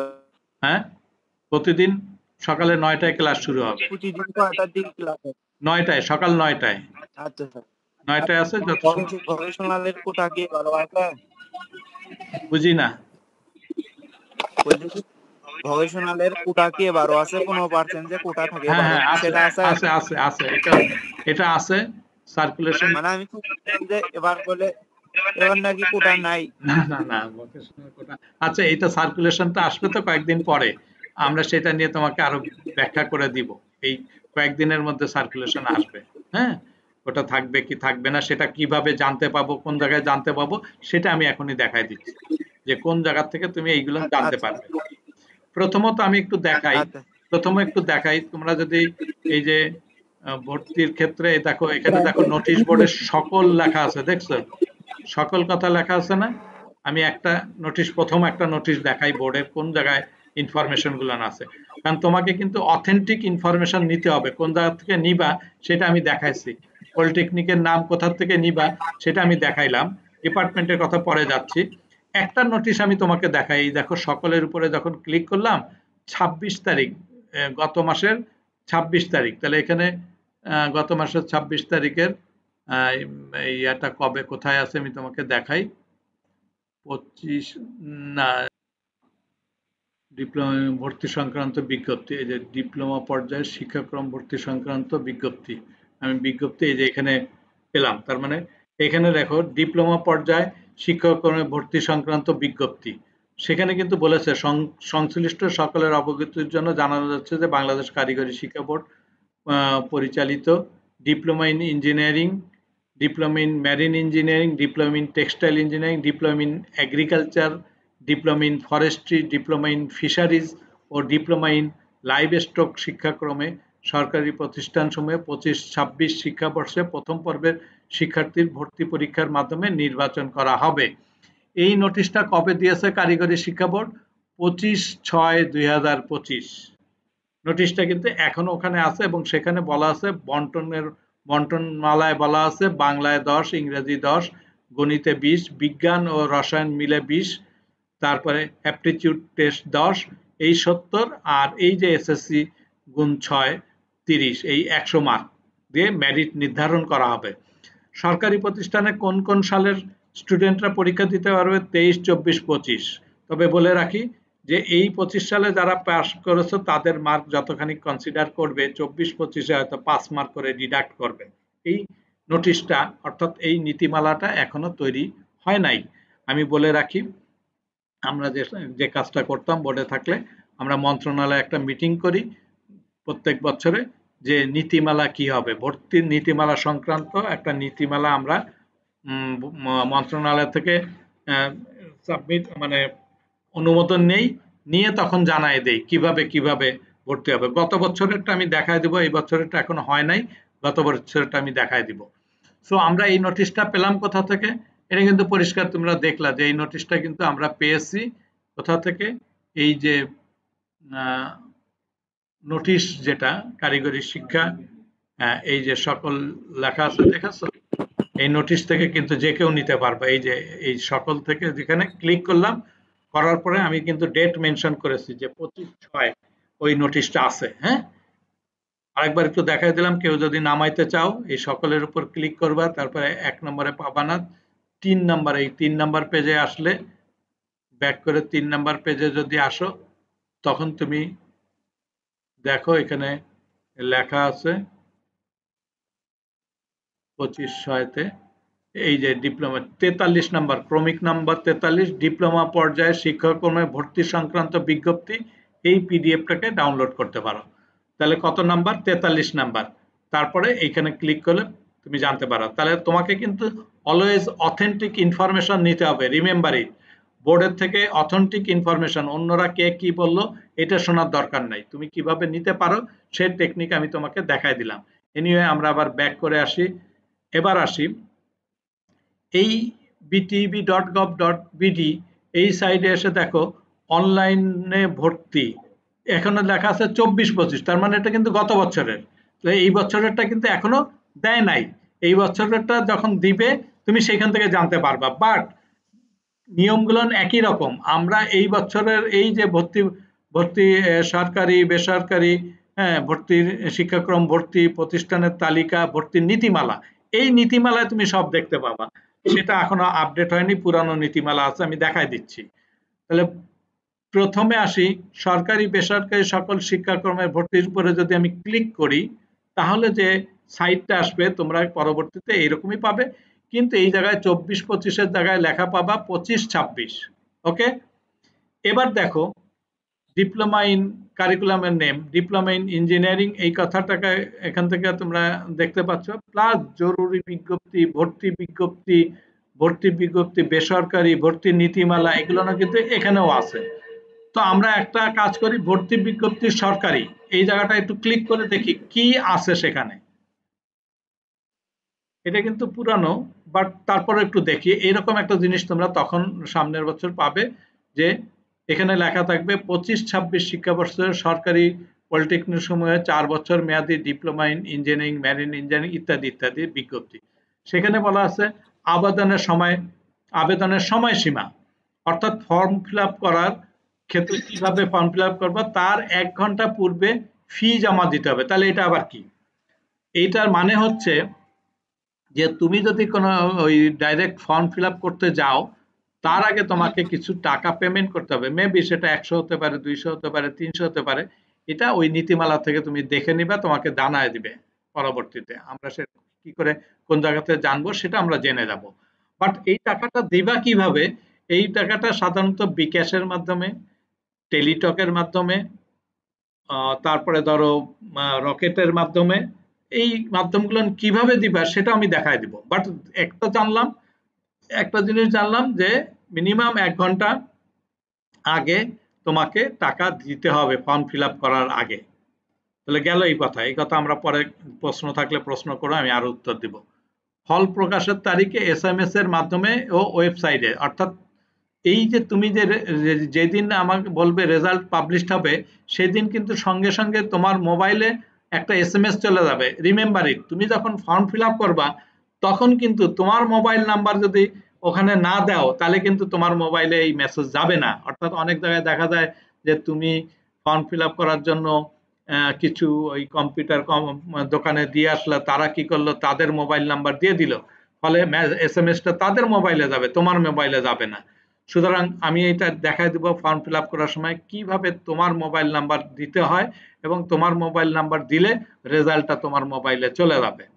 আদারওয়াইজ কিভাবে তুমি ফল চেক করবা ওয়েবসাইট দিয়ে, সেটা আমি তোমাকে টেকনিকটা বুঝাই দিব। তাহলে দুটো জিনিস এখানে আলোচনা করলাম। অনলাইনে ভর্তি নিশ্চয়নের তারিখ প্রথম পর্যায়ে, এখানে কিন্তু কয়েকবার তোমাকে সুযোগ দিতে পারে। তো প্রথম পর্যায়ে বলছে 1/7 থেকে 5-7 তারিখের মধ্যে তোমাকে ভর্তি নিশ্চয়ন ফি প্রদান করতে হবে। অর্থাৎ তুমি যখন চান্স পেয়ে গেলা, চান্স পাওয়ার পরে তোমাকে কিন্তু এই রেজাল্ট জানাই দিল। রেজাল্ট জানানোর পরে তোমার দায়িত্ব হবে যে রেজাল্ট পাওয়ার পরে সঙ্গে সঙ্গে তোমাকে কিন্তু টাকা দিয়ে ভর্তি হয়ে যেতে পারে। তুমি এটা ফর্ম কিনেছো যখন, হয়তো 100 থেকে 200, 300, এখন এবার কত নেয় জানি না, সাধারণত 100 টাকা দিয়ে তোমাকে আবেদন ফর্ম কিনতে হয় বা আবেদন করতে হয়। কিন্তু যখন তুমি চান্স পেয়ে গেলা, তখন কিন্তু ভর্তির জন্য একটা টাকা দিতে হয়। সে এরকম 800-900 টাকা টোটাল ভর্তি। কিন্তু সরকারি পলিটেকনিকে খুব বেশি টাকা দেওয়া লাগে না, কারণ প্রতি মাসে তোমার হয়তো 10 টাকা বেতন, খুবই কম, 10 থেকে 20 টাকা, 10 টাকা মনে হয় বেতন। ফলে 6 মাসে তোমাকে খুব বেশি টাকা দিতে হয় না। কিন্তু কিছু কশন মানি নেয়, হ্যাঁ, যেটা ফেরতযোগ্য। তারপরে আরো কিছু লাইব্রেরি ফি, অন্যান্য ফি, সবকিছু মিলে 800-900 টাকা তোমার কাছ থেকে নিতে পারে। ওই 800-900 টাকা অথবা আরো কম, সেটা তুমি এইখানে জমা দিতে হবে। তোমাকে বলে দিবে কত টাকা, আমি সেই জায়গায় পরে যাচ্ছি। মোট কথা তাহলে দুইবার টাকা দেওয়ার প্রশ্ন ছিল। একবার হলো ফর্মের জন্য 100-200 টাকা দিলা, আর একবার হলো চান্স পাওয়ার পরেই কিন্তু তোমাকে নিশ্চয়ন করার জন্য, এই যে নিশ্চয়ন, যে খুব সময় কম দিবে সময়, যে 1 থেকে 5, তার মানে কি 4 দিন 5 দিন তোমাকে সময় দিবে। এই 4-5 দিনের মধ্যে যদি তুমি যে পলিটেকনিকে যে ডিপার্টমেন্টে চান্স পেয়েছো, সেই জায়গায় তুমি যদি ভর্তি হতে রাজি হও, তাহলে ওই ফি জমা দিলেই তবে তোমার নিশ্চিত করবে যে হ্যাঁ তুমি কনফার্ম, তোমাকে ওইখানে পোস্টিং দেওয়া হলো। এখন প্রশ্ন হচ্ছে যে তুমি হয়তো চয়েস দিয়েছিলে 10টা, তুমি একটা চয়েসে প্রথমে চান্স পেয়েছো, সেটা দেখা গেল যে 9 নাম্বার চয়েসে চান্স পেয়েছো বা 7 নাম্বার চয়েসে চান্স পেয়েছো। এখন তোমার ওইটা অত বেশি ইন্টারেস্ট না, তাহলেও তুমি ভর্তি হলে সুবিধা কি, তুমি যদি 7 নাম্বার চয়েসেও তুমি ভর্তি হয়ে যাও, তাহলে কি হচ্ছে, পরবর্তীতে মাইগ্রেশন একটা কথা আছে। মাইগ্রেশন মানে তোমাকে ওই যে ভর্তি হওয়ার পরে দেখা গেল যে সবাই যে চান্স পেয়েছে সবাই ভর্তি হয় নাই, তাহলে না হওয়ার কারণে যেসব পোস্ট খালি থাকবে, সেই পোস্টগুলো কিন্তু আবার নিচের থেকে যারা চান্স পেয়েছে তাদের আগে পোস্টিং দেবে, দিয়ে তারপরে নতুন মানুষকে দিবে। তখন কি হবে, তখন কিন্তু তুমি মাইগ্রেট করে উপরে যেতে পারো। অর্থাৎ তুমি 7 নাম্বার চয়েসে তুমি ভর্তি হয়েছিল চান্স পেয়ে, তুমি এবার আগায় যে 5 নাম্বারে চলে গেছো বা 4 নাম্বারে চলে আসছো, যদি তুমি মাইগ্রেশন অন করে রাখো, অর্থাৎ মাইগ্রেশনের জায়গায় টিক চিহ্ন দিয়ে রাখো। এখানে সেই টেকনিকটা আমি দেখাই দিব। তো তাহলে সেখানে অটোমেটিক্যালি তুমি উপরের দিকে চলে যেতে পারবে। আবার তুমি যদি মনে করো যে না, আমি 3 নাম্বার চয়েসে চান্স পেয়েছি, আমি আর চেঞ্জ করে সামনে যেতে চাই না, তাহলে তুমি কি করতে হবে, ওই মাইগ্রেশনের টিক চিহ্ন তোমাকে কিন্তু উঠায় দিতে হবে, যাতে করে অটোমেটিক্যালি কোনোভাবে তোমাকে চান্স উপরের দিকে নিয়ে না যায়। এই জন্য মাইগ্রেশনটা একটা ইম্পর্টেন্ট ফ্যাক্টর। মাইগ্রেট করার অপশনটা তোমাকে অফ করে দিতে হবে। তো সেই পর্যায়ে যদি কোনো প্রশ্ন থাকে সেগুলোর উত্তর আমি দেখায় দিব আরো ডিটেলস আরেকটা ভিডিও করে, এই বিষয়গুলো আরো ডিটেলস তোমাকে দেখায় দিব। এখন চলে আসি, এরপরে বলেছে যে যারা চান্স পাবে একবার দুইবার তিনবার করে পোস্টিং দিবে, দেওয়ার পরে বলেছে 1 2 3 4 5 পর্যায়ে নিশ্চয়নকৃত যারা নিশ্চিত ভর্তির টাকাটা দিয়েছে এই 5 পর্যন্ত সবাইকে বলবে যে একটা নির্দিষ্ট সময় বলে দিবে, এই যেমন 11/8 থেকে 20/8 স্ব পলিটেকনিক অর্থাৎ যেই পলিটেকনিক তুমি চান্স পেয়েছো সেই সব জায়গায় তুমি ছবি নিয়ে প্রশংসাপত্র নিয়ে তার ফটোকপি নিয়ে সেখানে জমা দিলে দেন তারা তোমাকে কিন্তু কনফার্ম করবে।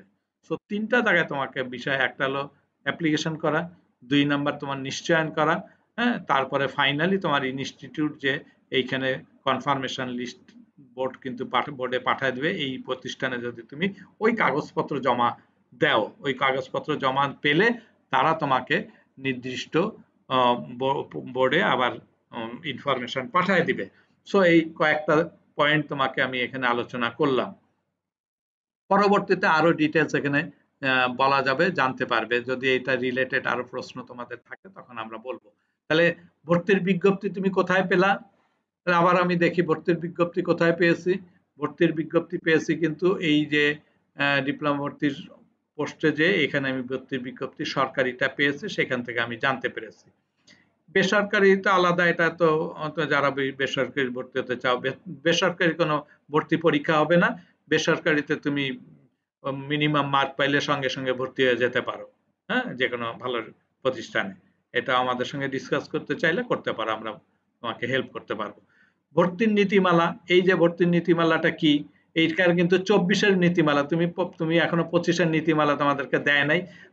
ওইটা যখন হবে, বললাম যে মন্ত্রণালয় মিটিং হবে, তখন মিটিং পাস হলে তখন এই জায়গায় এরকম চিঠি তোমাদেরকে দিয়ে দেবে, যেই চিঠিতে তোমাকে লেখা দেখা যাবে যে কারিগরি শিক্ষা বোর্ড বলতে কি বোঝায়, কলেজ বলতে কি বোঝায়, সরকারি প্রতিষ্ঠানে কি কি টেকনোলজি আছে, এই যে টেকনোলজির নাম অটোমোবাইল, হ্যাঁ, সিরামিক্স, কেমিক্যাল, হ্যাঁ বলো।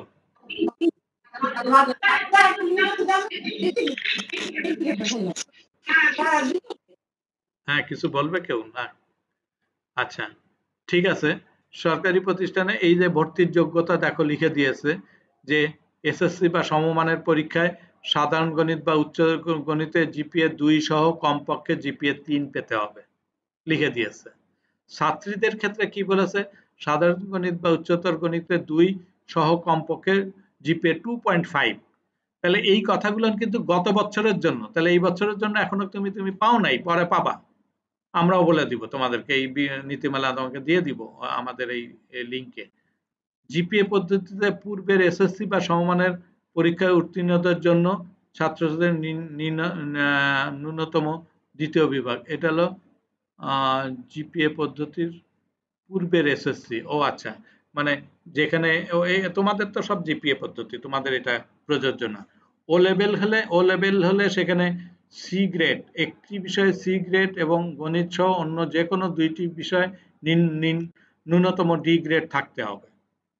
এই হলো ঘটনা। এরকম আরো আছে, আমরা মনে হয় অন্যান্য টেক্সটাইল বা মেরিনের জন্য যদি কেউ জানতে চাও অলমোস্ট সেম, সে এইভাবে দেখে নিবা। তাহলে কোথা থেকে আমরা দেখব ভর্তির নীতিমালা, সেটাও আমরা দেখে গেলাম। নির্দেশিকা 4 বছরের কোর্স, সেটাই কি আছে, যদি এখানে আমরা ক্লিক করি নির্দেশিকাটা কি সেটাও দেখলাম, যে এইখানে একই ব্যাপারে ওই কথাগুলো আরো ডিটেলস এখানে লিখেছে। সো একই জিনিস তোমরা আরেকটু এখানেও নির্দেশিকা পরবর্তীতে পাবে। এরপরে দেখো আবেদন ও নিশ্চয়ন ফি প্রদান পদ্ধতি। এবার একটু আসি যে আবেদন কিভাবে করব, নিশ্চয়ন প্রদান কিভাবে করব, সেই সংক্রান্ত বর্ণনা। সেখানে দেখো পেমেন্ট কোড, কার কার জন্য, নগদ পেমেন্ট, ভিডিও, বিকাশ ভিডিও, তার মানে কিন্তু তুমি ভিডিও দেখতেও পারো, যে বিকাশে তোমাকে বলে দিয়েছে কিভাবে তোমাকে কাজগুলো করবে।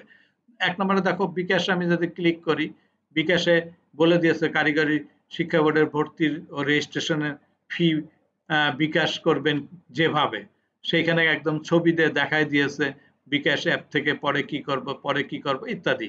অর্থাৎ অন্যান্য ট্যাপ করে বিটিবি সিলেক্ট করুন, তার মানে এখান থেকে কোনোভাবেই তোমাকে দেখানো হয়েছে বিকাশ অ্যাপ থেকে ট্যাপ করে এডুকেশন ফি, তার মানে এখানে এডুকেশন ফি লেখা আছে যেখানে, তুমি সেখানে ক্লিক করবা। তারপরে এখান থেকে তোমাকে কি বলছে, ট্যাপ করে বিটিবি সিলেক্ট করো, তার মানে এখানে অনেক আছে, বিটিবি ছাড়া জেনারেল কলেজ আছে সেখানে রয়েছে, তাহলে বিটিবি সিলেক্ট করতে বলছে।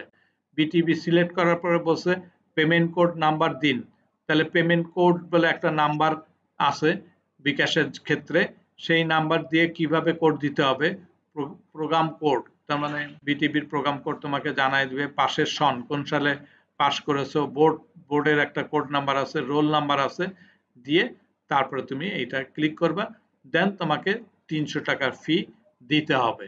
এই 300 টাকার ফি গত বছর ছিল, এই বছর এটা এখনো প্রকাশ করে নাই। আপনার বিকাশ পেমেন্টের পিন নাম্বার দিন, তার মানে একটা পিন নাম্বার তোমাকে দিতে বলবে। তারপরে আবার এডুকেশন ফি সম্পন্ন করতে স্ক্রিনের নিচের অংশে চাপ দিন, ইত্যাদি ইত্যাদি। এগুলো তোমাদের জন্য এটা ইজি ম্যাটার, তোমরা একবার দেখলে পড়লে তুমি বুঝতে পারবে, আর না বুঝলেও তারপরে আমরা আরো ব্যাখ্যা করে দিব। এছাড়াও তুমি কিন্তু ওই যে কি বলে ভিডিওটাও দেখতে পারো। ভিডিওটা ধরো বিকাশের ক্ষেত্রে এই যে ভিডিও পেমেন্ট, আলাদাভাবে ভিডিও আছে, ভিডিওটা চালায় তুমি এখানে দেখতে পারো। ওই যে কথা বলেছো একদম পর পর সেখানে দেখা দিয়েছে কিভাবে, এই যে কোথায় কি একদম সব দেখা দিয়েছে।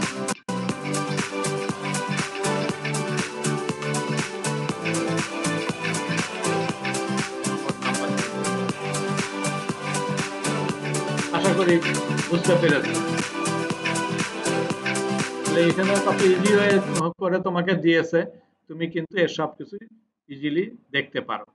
তাহলে ফি এবং নিশ্চয়ন ফি কিভাবে দিবে সেই পদ্ধতি সেম। নিশ্চয়ন ফি নিচেরটা, উপরে হলো আবেদন ফি। তাহলে দুটো বিষয় ছিল কিন্তু, মানে চান্স পেলে নিশ্চয়ন ফি দিতে হবে, আর আবেদন করতে গেলে আবেদন ফি দিতে হবে, দুই জিনিস কিন্তু।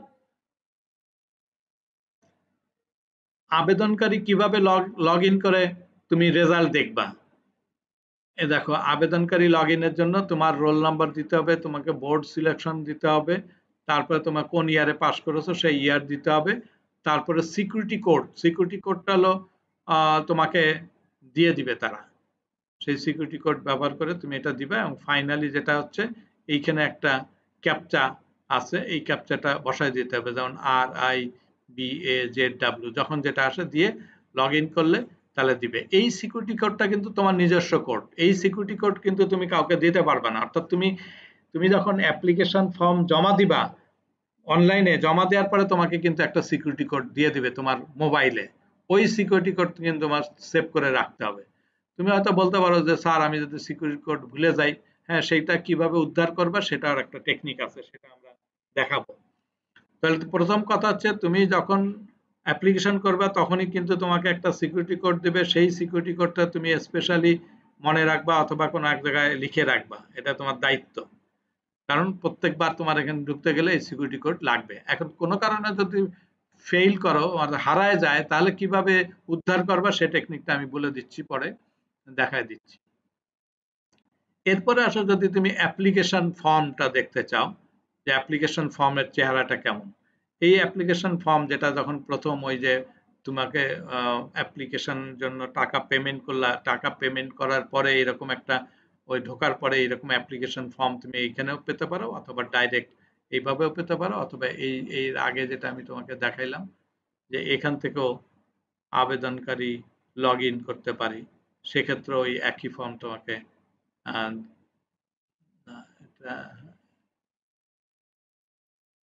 হ্যাঁ এটা দিবে, এখান থেকেও দিবে লগ ইন এক জিনিস। আর সরি আরেকটা আবার দেখাই, হ্যাঁ আবেদন প্রতিষ্ঠান, আবেদন নিশ্চয়ন ফি প্রদান, না ঠিক আছে, এইটাই ঠিক আছে। আবার ডাইরেক্ট যাবে, আমি পরে দেখাই দেবো, আরো একটা জায়গায় আছে সেটা দেখাই দিচ্ছি। তো যাই হোক, এখানে আমি ফর্মটা দেখালাম, সেখানে রোল নাম্বার দিবা, বোর্ড নাম্বার দিবা, মোবাইল নাম্বার দিবে, তারপরে রেজিস্ট্রেশন নাম্বার দিবে, পাসিং ইয়ার দিবে, কনফার্ম নাম্বার, মাত্র কনফার্ম মানে এখানে যে মোবাইল নাম্বারটা দিচ্ছ এটা তোমার ইম্পর্টেন্ট, এই মোবাইল নাম্বারটা কিন্তু তোমার নাম্বার দিবা, রিমেম্বার ইট। হ্যাঁ কি বলেছি, এটা কিন্তু কোনো দোকানের তোমার ভাইয়ের অমুক তমুক কারো দিবা না, কিন্তু এটা যে একেবারে তোমার অথবা তোমার মার অথবা তোমার বাবার যেই মোবাইল নাম্বার, কারণ এই মোবাইল নাম্বারে কিন্তু তোমার মেসেজ যাবে, এই মোবাইল নাম্বারে তোমার সমস্ত ইনফরমেশন যাবে। So it is a important mobile number. কোনোভাবে কিন্তু এই মোবাইল নাম্বার অন্য কারো মোবাইল নাম্বার দিবা না, একেবারে তোমার নিজস্বভাবে এই মোবাইল নাম্বারটা দিতে হবে। তো ওই যেই নাম্বারটা দিবা কনফার্মেশন নাম্বার এটা দিবা। দেওয়ার পরে পরবর্তীতে যে জিনিসটা আসবে সেটা একটা নাম্বার তোমাকে আমি দেখাও দিতে পারি। অ্যাজ ফর এক্সাম্পল আমি একটা সামথিং দিলাম, সিলেক্ট করলাম একটা বোর্ড, রেজিস্ট্রেশন নাম্বার একটা কিছু দিলাম, 24 দিলাম, নেক্সট এখানে এখানে ক্যাপচা নাম্বারটা দিতে হবে, HDUHSU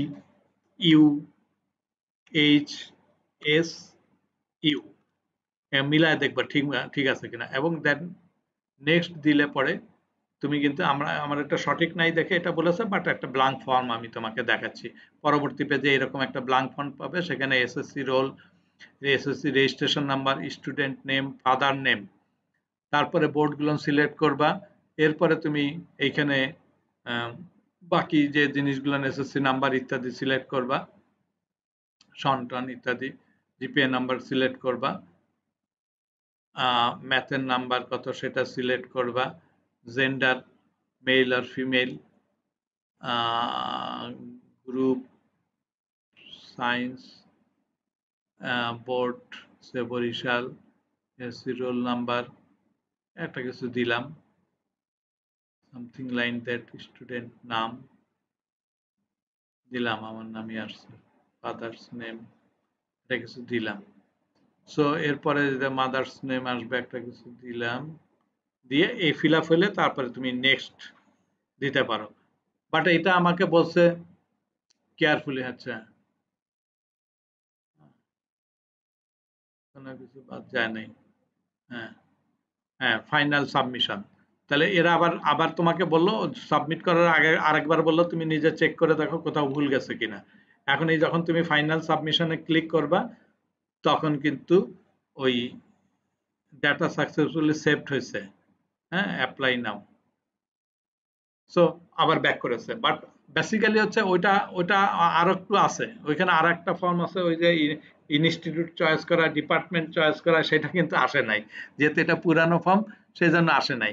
বাট তখন কিন্তু তোমার আরেকটা পেজ আসবে, আমরা দুটা পেজ দেখাইছি, থার্ড একটা পেজ আসবে, সেই পেজে তোমার ইনস্টিটিউটের নাম থাকবে, ডিপার্টমেন্ট থাকবে, ওই চয়েস 1 2 3 4 5 6 এই চয়েসগুলো আছে। এটা আমরা নেক্সট টাইমে অর্থাৎ এই কোর্সের শেষে এসে এই ফর্ম ফিল আপের ডিটেলসটা আবার তোমাকে আমরা দেখাবো, কারণ এটা এখন দেখায় লাভ নাই, কারণ এখন ওই ফর্মটা আসে নাই।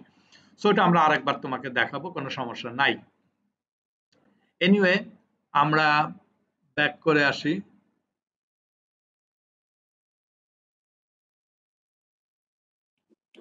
স্যার আমরা কয়টা পলিটেকনিক অ্যাপ্লাই করতে পারবো?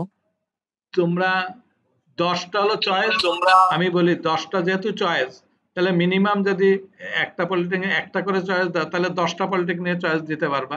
বাট একটা পলিটেকনিক যদি তুমি 5টা দাও তাহলে কিন্তু আর বাকি জায়গায় আর 5টা দিতে পারবো, আর 5টা জায়গায় দিতে পারবো, মানে টোটাল চয়েস আমার তোমার 10টা, একটা ইনস্টিটিউট এবং ডিপার্টমেন্ট মিলে একটা চয়েস। রিমেম্বার ইট, ইনস্টিটিউট না, ইনস্টিটিউট এবং ডিপার্টমেন্ট মিলে একটা চয়েস। সো তুমি যদি একটা পলিটেকনিক একটা ডিপার্টমেন্ট দিয়ে সিলেক্ট করলে তাহলে একটা চয়েস হয়ে গেল। এবার যদি ওই পলিটেকনিকে ফার্দার আর কোনো চয়েস না দাও তাহলে আরেক পলিটেকনিকে আরেকটা ডিপার্টমেন্ট দিলে তাহলে সেটা হবে দ্বিতীয় চয়েস। আবার তৃতীয় চয়েস হিসেবে ওই প্রথমটায় আবার এসে ঘুরে দিতে পারো, এমন কোনো নির্ধারণ নাই যে তুমি এক পলিটেকনিকে সব দিয়ে তারপর আরেক জায়গায় দিবা, তা নাও হতে পারে। যে তোমার ফার্স্ট চয়েস ধরো Dhaka polytechnic computer, second choice হয়তো তুমি বললা যে গ্রাফিক আর্টস ইনস্টিটিউটের কম্পিউটার, থার্ড চয়েস আবার দিলা যে Rajshahi polytechnic computer, fourth choice এসে আবার বললা ঢাকা পলিটেকনিক ইলেকট্রিক্যাল, হ্যাঁ ফিফথ চয়েস আবার বললা যে ঢাকা পলিটেকনিকের সিভিল। তাহলে এভাবে দিতে পারো। বাট আমি তোমাকে আবার একটা ক্রোনোলজিক্যাল জিনিস বুঝাই দিব যে কোন ডিপার্টমেন্ট, পরীক্ষা কি একটাই হবে স্যার? হ্যাঁ সরি, পরীক্ষা কি একটাই হবে? পরীক্ষা একটাই হবে না, পরীক্ষা একটা হবে। যদি 2 শিফটের বিষয় থাকে তাহলে হয়তো দ্বিতীয় শিফটের জন্য আলাদা আরেকটা পরীক্ষা হতে পারে, এইভাবে দুইটা পরীক্ষা হতে পারে। ফার্স্ট শিফটের জন্য একটা পরীক্ষা, সেকেন্ড শিফটের জন্য আরেকটা পরীক্ষা, এটা হইতে পারে। বুঝাইতে পারছি?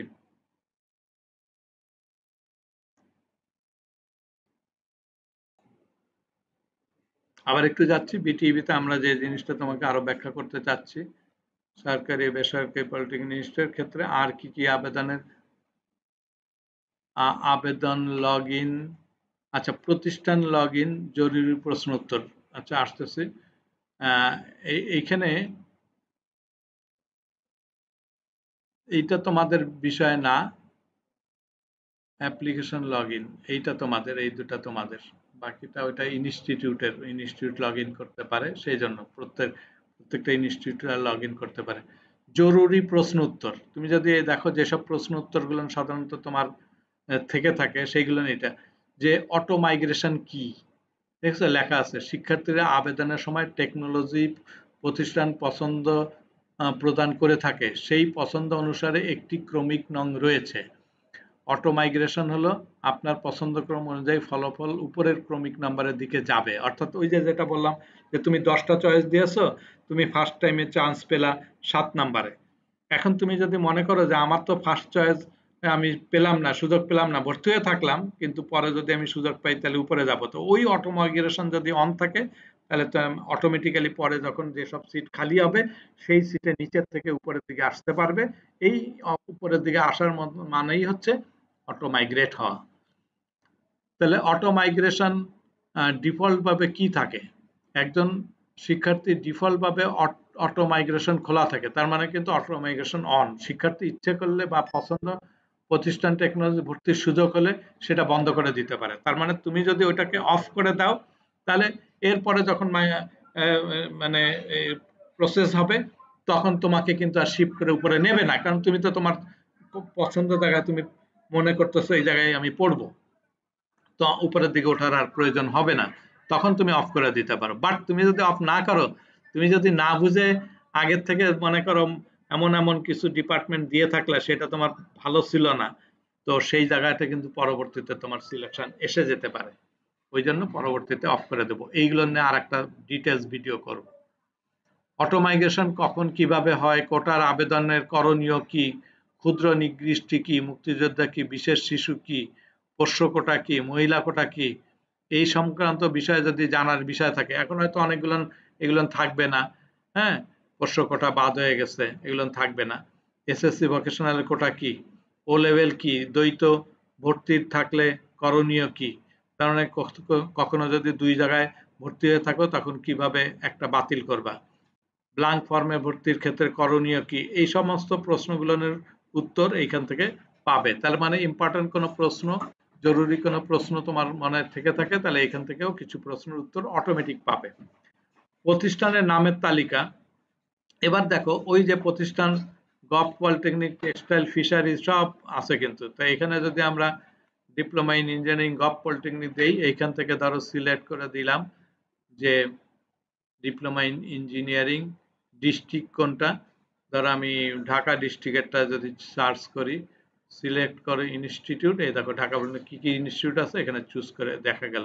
সো এখান থেকে আমি যদি মনে করি যে ঢাকা পলিটেকনিক চয়েস করলাম, ভিউ অ্যাভেলেবল সিট, এবার দেখো এই সিটটা কিন্তু পরবর্তীতেও তুমি চেক করতে পারবা। আমি এখান থেকে দেখাই, ভিউ অ্যাভেলেবল সিটে কি করলো, Dhaka polytechnic institute architecture technology প্রথম শিফট, হ্যাঁ জেন্ডার যাই থাকুক, টোটাল সিট 100, অ্যাভেলেবল সিট 2, তার মানে কি বোঝাচ্ছে, এই যে লাস্ট যেটা গত বছর ভর্তি হয়েছে এ পর্যন্ত কিন্তু সব ফিল আপ হয়ে গেছে, 2টা সিট যে কোনো কারণে ফাঁকা রয়ে গেছে, হ্যাঁ অনেক কারণে। তাহলে কিন্তু তুমি যতবার ওই চয়েস দিতে চাও, দ্বিতীয় টাইম তৃতীয় টাইম, তখন কিন্তু এই সিট খালি আছে কিনা, কোন টেকনোলজি কয়টা আছে, ইভেন প্রথমও যদি তুমি দেখতে চাও অ্যাট দ্য বিগিনিং তুমি দেখবা যে এখানে টেকনোলজিও লেখা আছে, সিটের সংখ্যাও লেখা আছে, কোনটা কত সিট, এবং সেখানে দেখো তুমি হ্যাঁ আর্কিটেকচার, কেমিক্যাল, সিভিল, হ্যাঁ ক্রোনোলজিক্যাল আছে, computer, electrical, electronics, environmental, food technology, mechanical technology, পাওয়ার টেকনোলজি, রেফ্রিজারেশন টেকনোলজি, মোট এখানে 24টা দেখানো হয়েছে। হ্যাঁ টেকনোলজি অতগুলো নাই, কারণ এখানে দুইবার করে দেখানো হয়েছে ফার্স্ট শিফট সেকেন্ড শিফট, তার মানে 12টা। তার মানে কিন্তু তুমি 12টা, এখানেই তুমি 12টা টেকনোলজি আছে। সো শুধু ঢাকার মধ্যেই তুমি 12টা চুজ করার সুযোগ থেকে যায় তোমার মধ্যে। তাহলে আশা করি এটাও তুমি বুঝেছো যে ইনস্টিটিউট এবং সেখান থেকে ডিপার্টমেন্ট কিভাবে চুজ করবা। তাহলে অনেকগুলো কথা কিন্তু আমরা বলেছি। প্রতিষ্ঠান লগইন, আবেদন লগইন।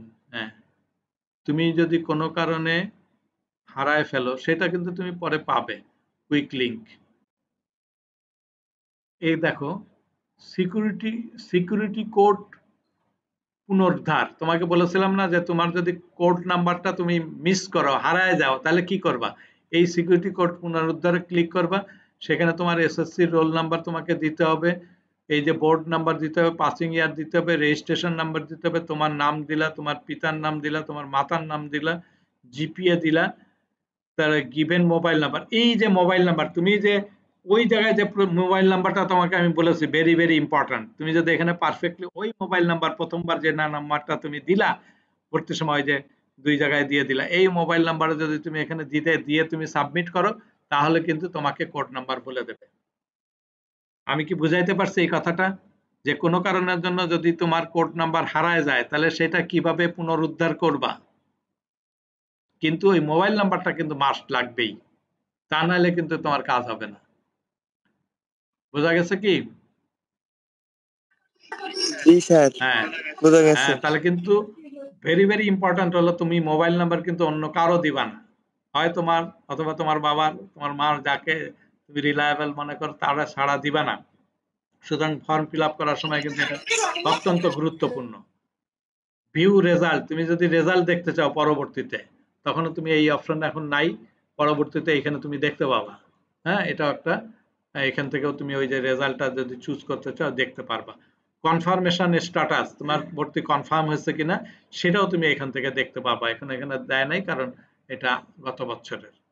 তো আশা করি আমি প্রত্যেকটা বিষয়ে অল্প করে বোঝানোর চেষ্টা করেছি। এর বাইরেও অনেক প্রশ্ন তোমার থাকতে পারে, সেই প্রশ্ন যদি তুমি আমাকে ওই হোয়াটসঅ্যাপে লিখে দাও প্রশ্ন, তাহলে সেই প্রশ্নের উত্তর বানায় আমি আর একটা ভিডিও তোমাকে করে দিতে পারবো, সেই লিঙ্ক দিয়ে দিতে পারি, সবাই সেটা দেখতে পারো। আর এমনি যদি এখন কোনো প্রশ্ন তোমাদের থাকে, তোমরা আমাকে প্রশ্ন করতে পারো।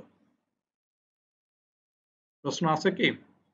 এই দেখো অ্যাপ্লাই নাও, এখান থেকেও অ্যাপ্লাই করতে পারবা। স্যার অ্যাডমিশনটা কবে থেকে শুরু হবে স্যার? আচ্ছা, ওই ডেটটা এখনো সিদ্ধান্ত হয় নাই, ওটা খুব তাড়াতাড়ি 1 সপ্তাহের মধ্যে হয়তো জানাবে, উইদিন এ উইক, তখন আমরা তোমাকে জানাই দিব।